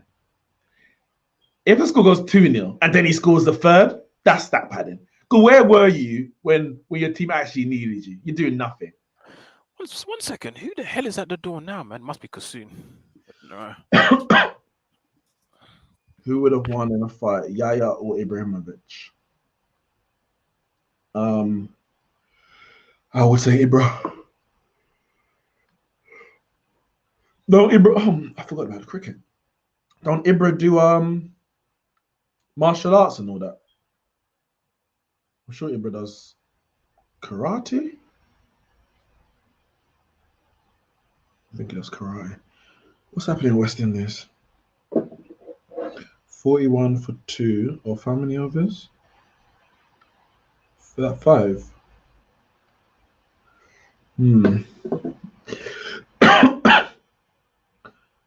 22 minutes left in this game.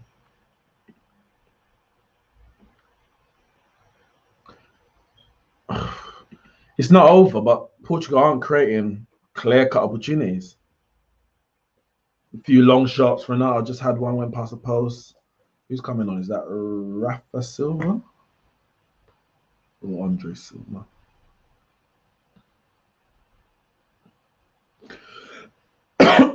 Yeah, they're not creating no clear-cut opportunities. And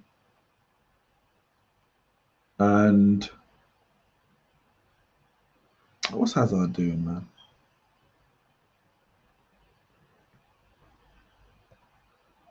Yeah, Belgium are just happy to kind of sit back and play on the counter attack, to be honest. What's Hazard doing? Get up.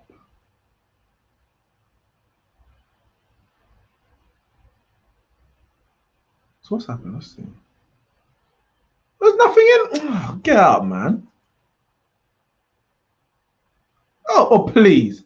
He grazed the top of his foot. There's nothing in it. Oh, please. Who was the most disappointing United player that you were gassed for? Most disappointing United player. Anderson. Anderson was good for a couple of years, but he had so much ability. Injuries messed him up. He put on weight. It wasn't the same. Yeah, Anderson.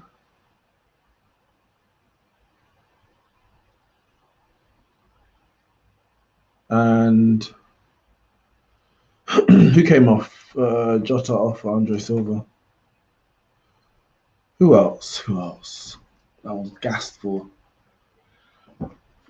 Nani had some good seasons, to be fair, so I can't be too critical. I think his only his expectation was like he's the next Ronaldo. You know, especially he's Portuguese winger, tricky winger, came from Sporting Lisbon. Like everything was that, and he, you know, everyone can't be Ronaldo in it. So I think that's what played against him. Forlan, there was no expectation on Forlan, to be fair, even though he flopped and then he did very well elsewhere. Kleberson, because Kleberson was a World Cup winner. There's a lot of long balls from Portugal and this over hit, under hit. It's not great.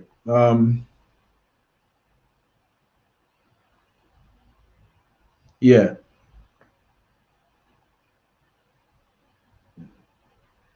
Yeah, Kleberson, yeah, World Cup winner. I think he started in the final against Germany in 2002. Flopped at Man United. Oh, that's a terrible ball. Who played that? Who the hell played that?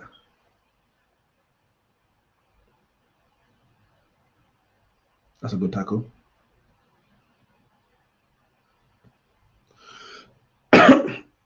I'll say Anderson's probably the main one for me, to be honest. It's 1-1!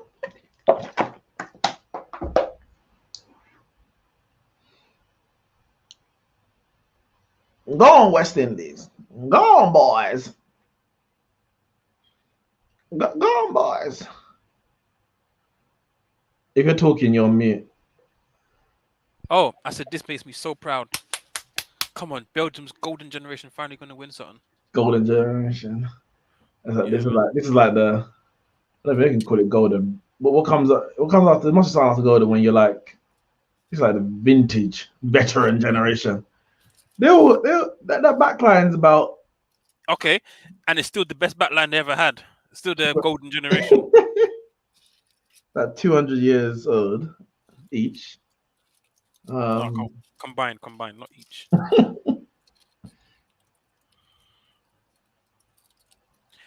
Damn, I didn't know this cake was going to be this girthy. Did you get cake from Javan's house? I left before. Oh, I should have taken a fork. Damn. All right, Ronaldo. This is your moment. No, he's done, man. He's done. Or he's in Bruno. So your player of the tournament is wrong. So Ronaldo's not winning it because he's dumped in the last 16. No way you can win it for having 3 games. You don't think so? I think he's gonna win it. Yeah. No, I'm joking. I think he's done right now. I mean, if they go out, he's done. He can't win it. Even if he ended top goal scorer, you can't win it. Yeah. If he scores, Ronaldo wins it. Oh god. Nika, he said 1 in 45. He scored one about 12 free kicks ago, so he's a long way away.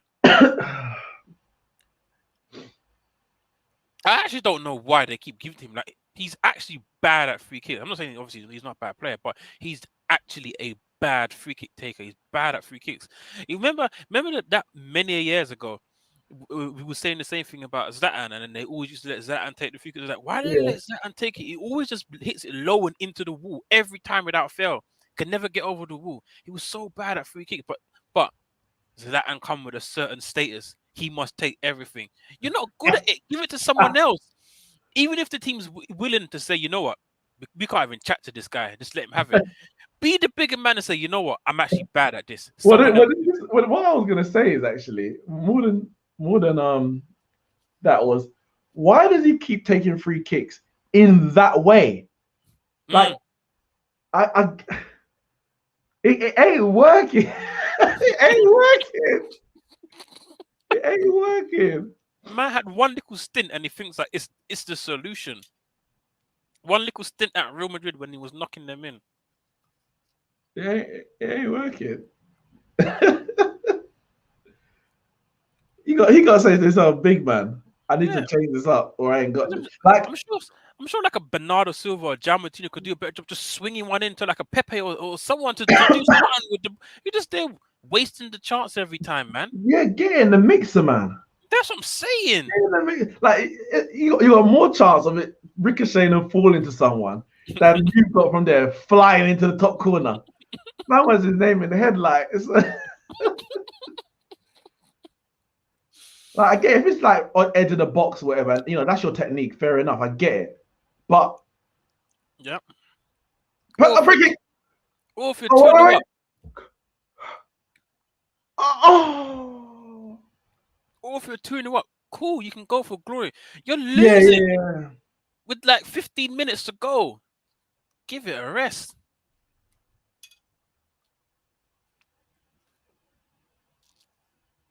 Who was that who tried to cross that? Was that Ronaldo? That was a poor, whatever it was. Lukaku It wasn't a cross. He tried to finesse that top corner. He was definitely shooting that. Lukaku's strong, isn't it? He's very strong. He's not even strong. He's just heavy. There's a difference between being strong, like Messi is strong. It's all popping off, boy. It's all popping off. Pepe going in. It is kicking off. Tackles flying in. So there's a thing on Lukaku and the referee didn't give anything, and Portugal didn't kick the ball out. Then someone from the Portugal side, I think that was Hazard, came flying in, but I think he actually won the ball. Ooh, I mean, yeah, he did get him in the head. It was definitely accidental, but the referee didn't give anything. Then, yeah, Pepe cleaned out Thorgan. A fight breaking out is the worst thing you want to see when Pepe's on the pitch. That man is mental. He's psychotic. The guy is. Yeah, that's happened. Yeah. Thorgan came in, but it was hard but fair challenge. And I mean, kick him in the back of the head with his studs up is not fair. I'm not talking about that challenge. Oh. I said Thorgan came in on, I think it was Dalot. Oh. Fair challenge. And Pepe then went in on Thorgan.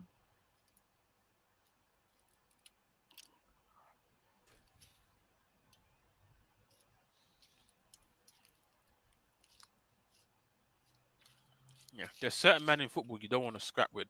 Pepe is one of them. Diego Costa is another.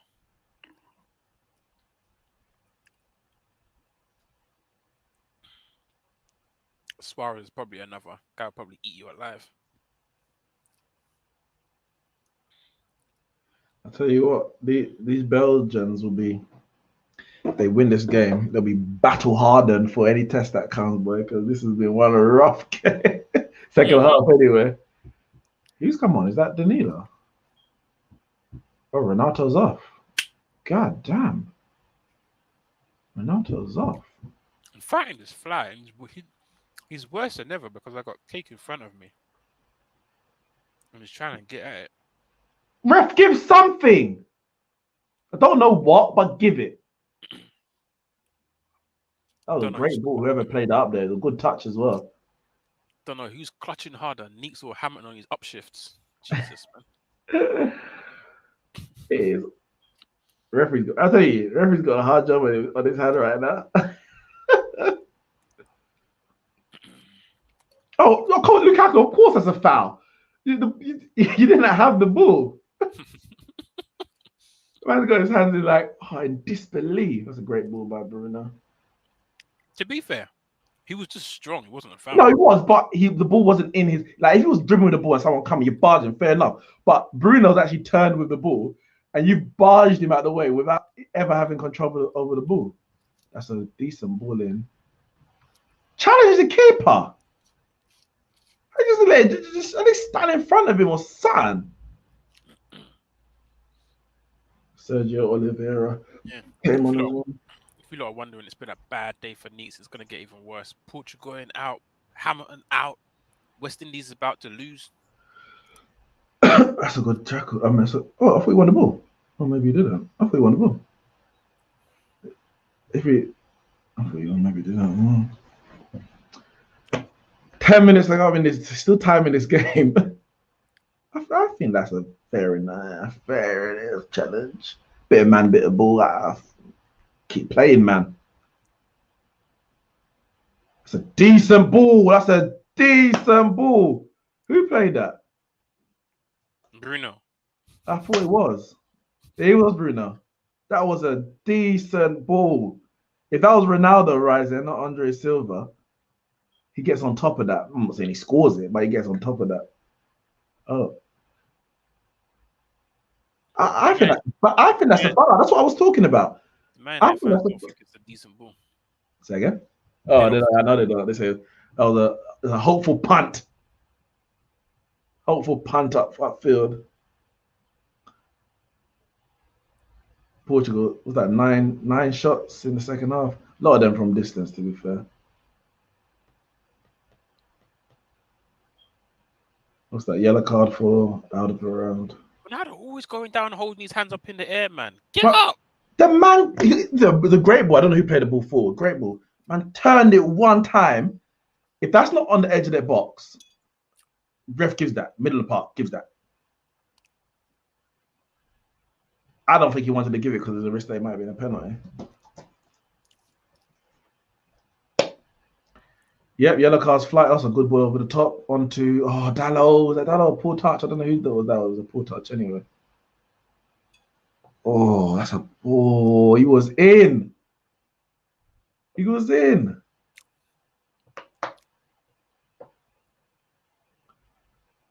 Corner. Bruno taking it. It's the greatest corner you've ever seen. Oh, he's heading straight at the keeper. Oh, he's heading straight at the keeper. Oh, I thought I was waiting for that net to ball. I don't know who rolls that highest, but I just thought you've got that. It's clear. You've risen so high. Ball's gone back in. I thought I was definitely going to hit the back of net, but he's headed straight at Courtois. Oh, it's a terrible. He's taking these long pot shots from 100 yards. Who was that? Ruben Diaz. Great corner from Bruno. Great leap. But you got. Nah, sorry, you got to score. I'm saying it. You have to score, or the keeper makes a world-class save. That's the only two options out there. Who shot that ball from about 200 yards out? I think it was João Felix.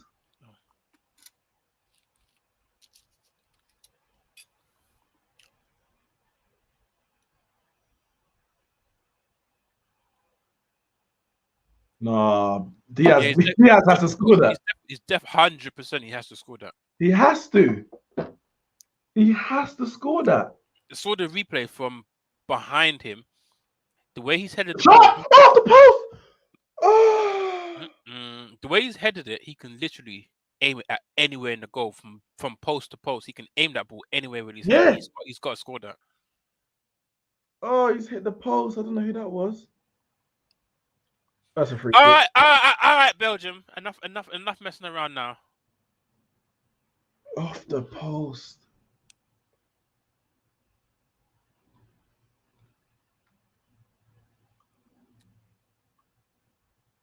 Who took that shot? Oh, I thought that was in. That was Rafa Guerreiro. Oh my goodness. I thought I was in. This is why Belgium need Kevin De Bruyne, just to control the game. Control the game. In times like this, just to control the game, slow it down. Say, all right, we're playing it back at our pace now. As I said, Belgium stand no chance in winning this tournament without this guy. They better hope that. Well over the bar. They better hope that injury is not rest of the tournament worthy injury. I mean, if they're still in it at this rate.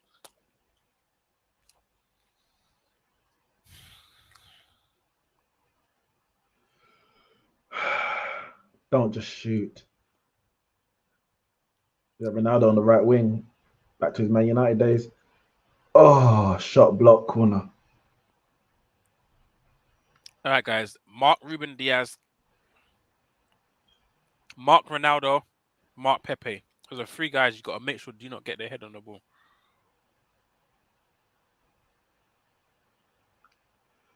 Bruno corner. Oh, Portugal, you have to score. It's gone past. What is going on, man? Belgium, come on, man. It's beat the people in their post. It out. Oh, great. Cross again. Bruno's got some deliveries today, boy. Don't just shoot. Just, yeah, go wide, get across him. That's a referee. I ain't free good. Lukaku's away. What can Diaz do? Lukaku stands him up. Oh, Lukaku, bad touch. Bad touch, Romelu. Back at it again.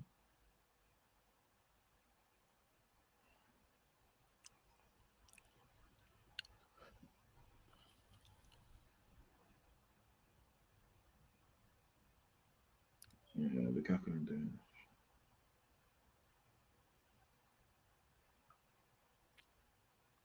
Lukaku's actually rubbish, man.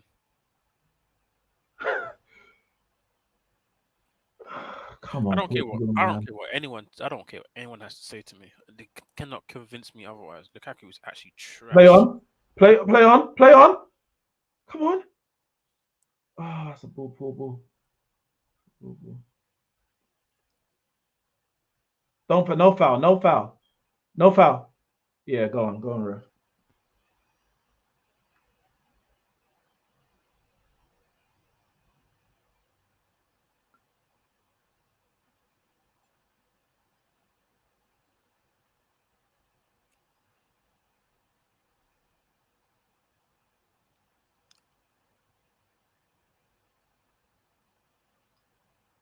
What happened? Hazard injured? Yes. Hazard is done, man. Is he giving the captain's band to someone? Yeah, he is. Carrasco off.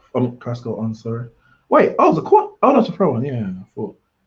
Oh yeah, Hazard asked for it. He asked for the sub. He felt it. Yeah, he felt something. He felt his hammy go. I mean, if both De Bruyne and Hazard are out, then Belgium are cooked. I mean, they don't need Hazard anyway. He's rubbish. He's been ineffective this whole tournament. He's trash. Ah, Portugal, man. Yeah, that was two great chances there, man.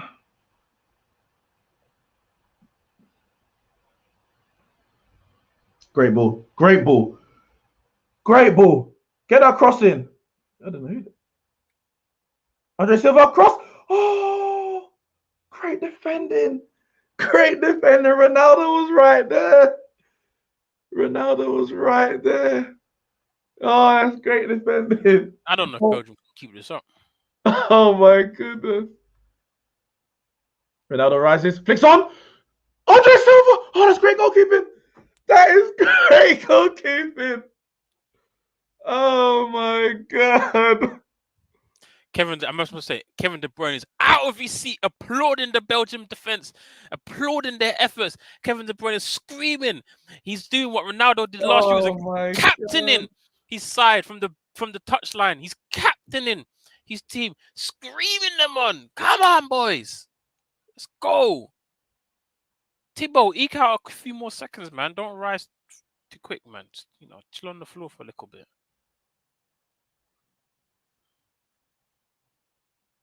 Go on. Go on. Oh, too much. Too much. You're nervous over there, Neeks? A little bit, but I'm also a little bit. But I'm also like enthralled. Oh, that's great run by Lukaku. Carrasco back into the danger zone. Carrasco, can he win it? No, he's not from there anyway. What's he gonna do? Try to win a corner. Good boxing out from Lukaku's doing pretty decent up there by himself, holding the ball when the ball comes up long against the back line. It eats out like 30, 40 seconds, but it means a lot to the Belgian players. Like this attack just now, it literally came out of nothing. Long ball up, 4 players around Lukaku, and he's managed to bring the ball down, and Belgium managed to get the ball forward. It's not bad from him at all. Not bad from him. He's eating up about a minute and a half of their time from that. Pretty decent, Lukaku. Pretty decent. You're one good use.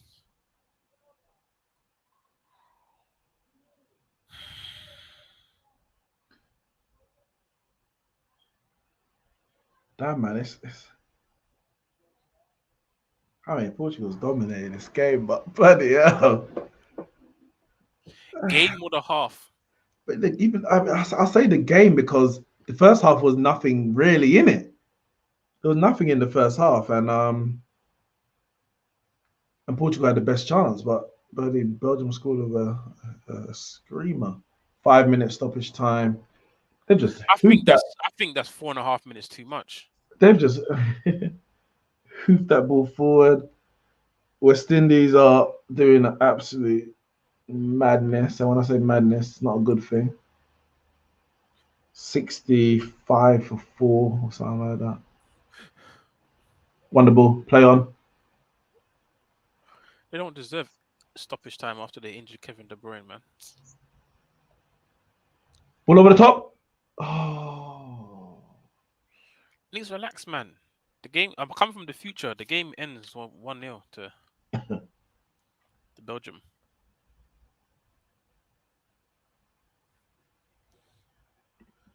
I agree. It's better. I'm tired, man.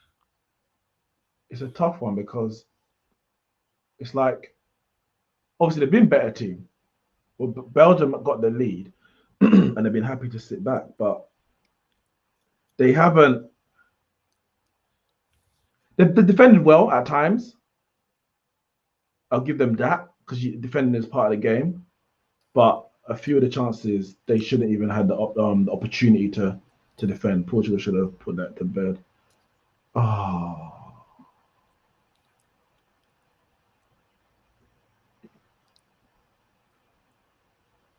Why would Karen Pollard try and hike that?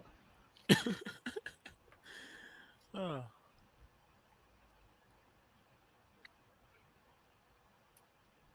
Off the post, that was so close. 2 minutes, 3 minutes, sorry, 3 minutes to go. Ball over the top. Do you have to? You know when you go into the office, right? For work, do you have to do a lateral flow test? No. They just if you when you come in, they've got a heat sensor. If your temperature is above things like 30, then well, first they tell you just to wait for 10 minutes because obviously you walking into the office, that might while your temperature's up. Go and check again if it's still above 30, 30 plus. Then go and see. I think there's like a doctor on site. Probably do a test there or something like that. Oh, that was a chance to counter for Portugal, but it's still on. Still on.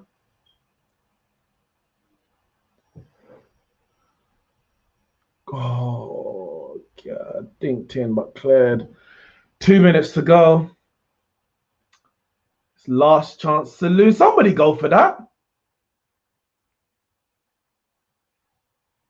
Play on. Ball up to Lukaku. Wins it on his chest again. Yeah, he's doing a good job at that. But it's a bad pass from him. Gives it back to Portugal. He needs to do better. Run the clock down some more.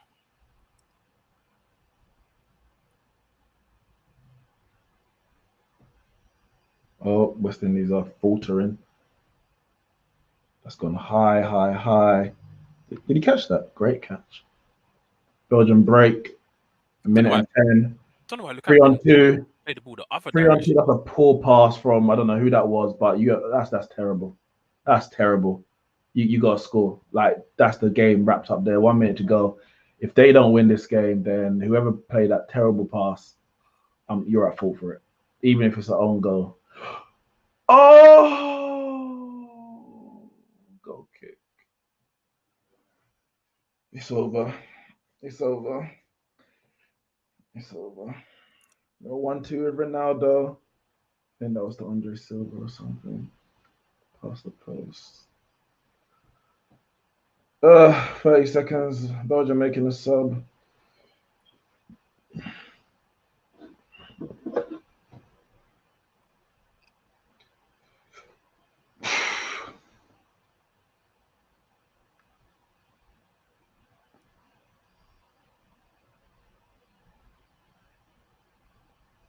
The European champions. Yeah.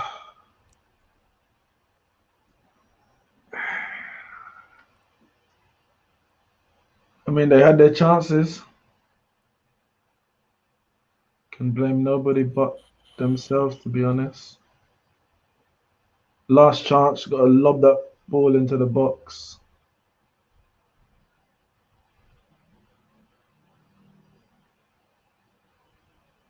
Mawada says Portugal don't deserve to lose. Better team by a mile. I mean, It's the over. the It's name of the done. game is to outscore the opposition. So they didn't play well enough to outscore Belgium. Simple as that. That's what Neeks always tells me.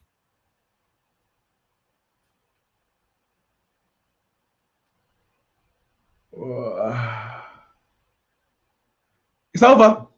The defending champions, the European champions, the Nation League winners are out. Belgium are through. I mean, second half. Cristiano Ronaldo dumped. Second half was great. Much better than the first half. But I tell you what,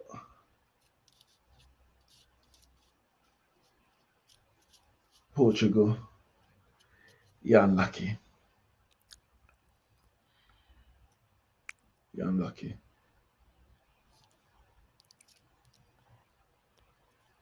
Tell you what, if Portugal made it through that game as winners, they win the tournament.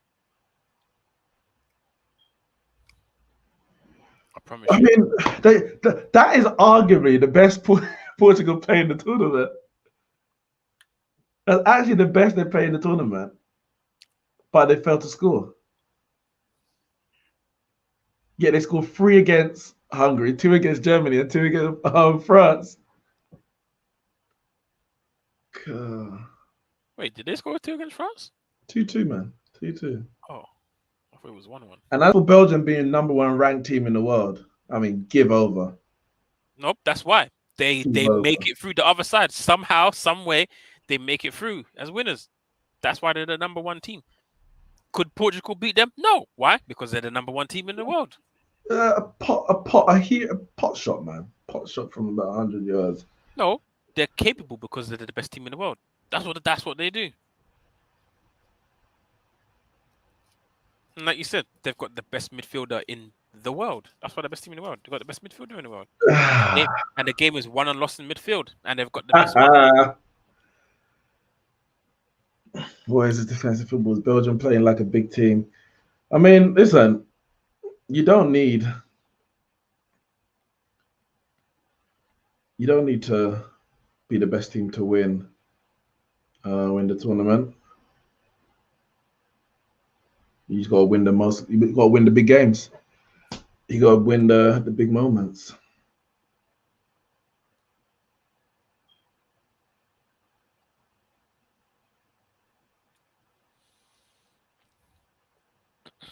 To be fair, Belgium's always been a big team. And when I say a big team, I don't mean in terms of reputation and players. I just mean they've always come into the last couple of tournaments as one of the favorites. So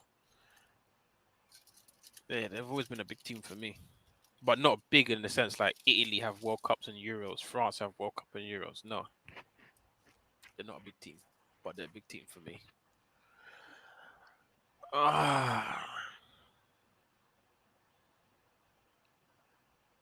Right, Neeks, let's wrap this up because I got to head off. Yeah, I mean, Belgium created nothing other than the goal, but you only need one goal to win a game if the opposition can't score. So, I mean, I say credit to them for going through. I feel like they're going to have to play better if they're going to go through, because if oppositions get the amount of chances and possession or position that Portugal got, they may be punished. So well done going through. I think the big thing is more on Kevin De Bruyne and Eden Hazard. What's their injury situation like? Belgium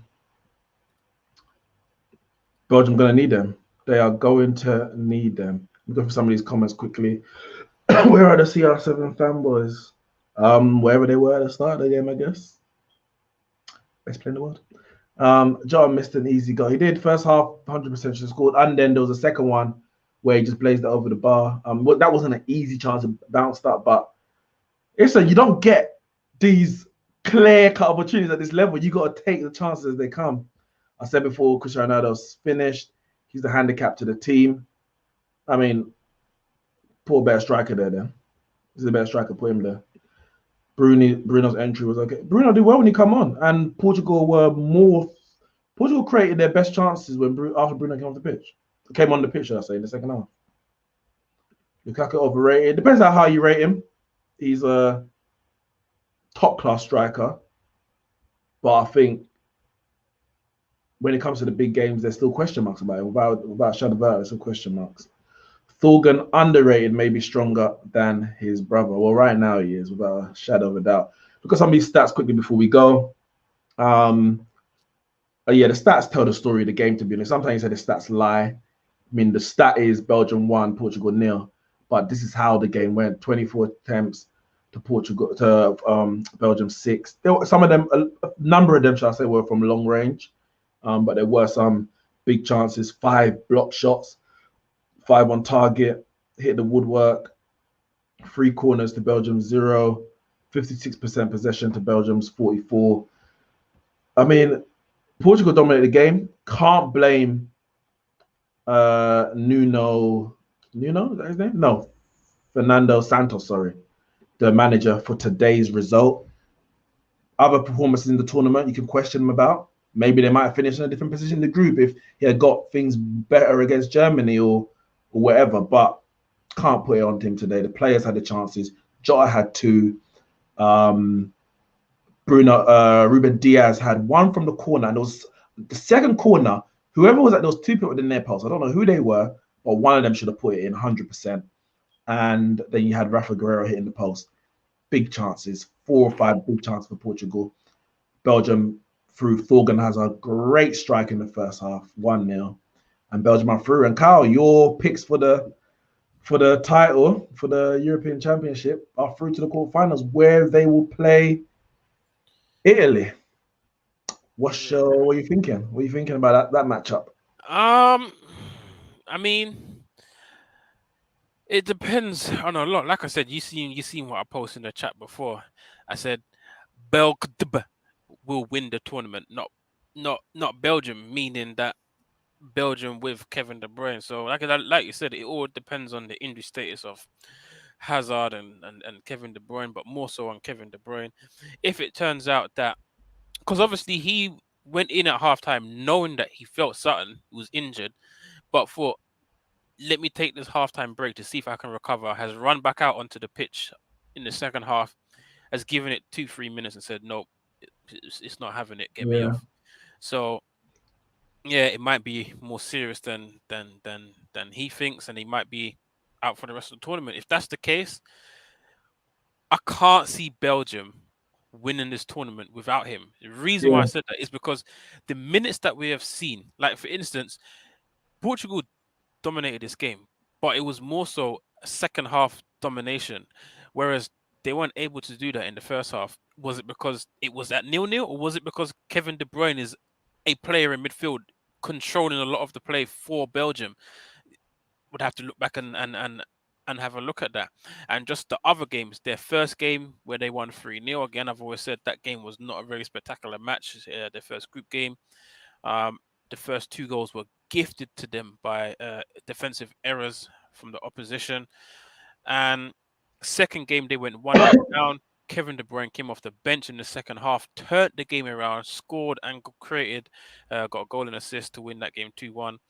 And it's just the moments that they haven't had him available, they do not look good or sharp at all. And the moments where he's been on the pitch, they look a different side. So it's more of, they win it for me if Kevin De Bruyne is capable of playing on in this tournament. If he's not, they don't win it. Because like, if France go all the way on their same side of the tournament, they will buck them in the semi-final. They won't beat France without Kevin De Bruyne. 100%. They will not beat France without Kevin De Bruyne. So yeah, Yeah, Yeah, it kind of, definitely not, definitely not. yeah, it kind of depends on what Kevin De Bruyne is saying. So I'm hoping he's okay. I'm hoping he's okay. But yeah, this past season or so, man, he's proven like he's a bit of a injury prone. I can't I see mean, out a season. yeah, it's a couple years now. Couple years Yeah, now. He's been picking up these injuries. Last season he picked them up. He was out for a whole, pretty much the whole season when they won it. yeah, 2019 was it? So yeah. when he plays, he's sensational, and it wouldn't be a case of you never have a case of let's let's sell him because it's not worth it. Because when he plays, he's brilliant in it. But yeah, Belgium better hope that he is fit. But listen, guys, hit the like button. MN says, damn Neeks, Portugal out in round of 16. Thought they would reach semis minimum. I thought they would. But listen, this time of draw is tough. They could have beat Belgium today and still get knocked out to Italy in the quarters, or they could beat them both and get knocked out to France in the semi. Like whoever comes out this side of the draw, you're either going to be hella exhausted for that Or final. be all three of them and then lose to Germany in the final. In the final, like it's tough. This side of the draw is tough. They're gonna. I tell you, I said it to me. If Belgium, Portugal, or Italy win it, because they're on that side of this half of the draw, I mean that might be one of the greatest European Championship wins because, yeah, it's been tough. It's been tough, but well done Belgium. Well done Roberto Martinez. Great strike from the real Hazard. With the real Hazard, please stand up. Belgium through to face Italy. Next up, it will be France versus Switzerland, and of course, England versus Germany. The last 16, it is really, really hot up. And this tournament has a lot left to give. Smash the like button, subscribe to the channel, and we'll see you soon.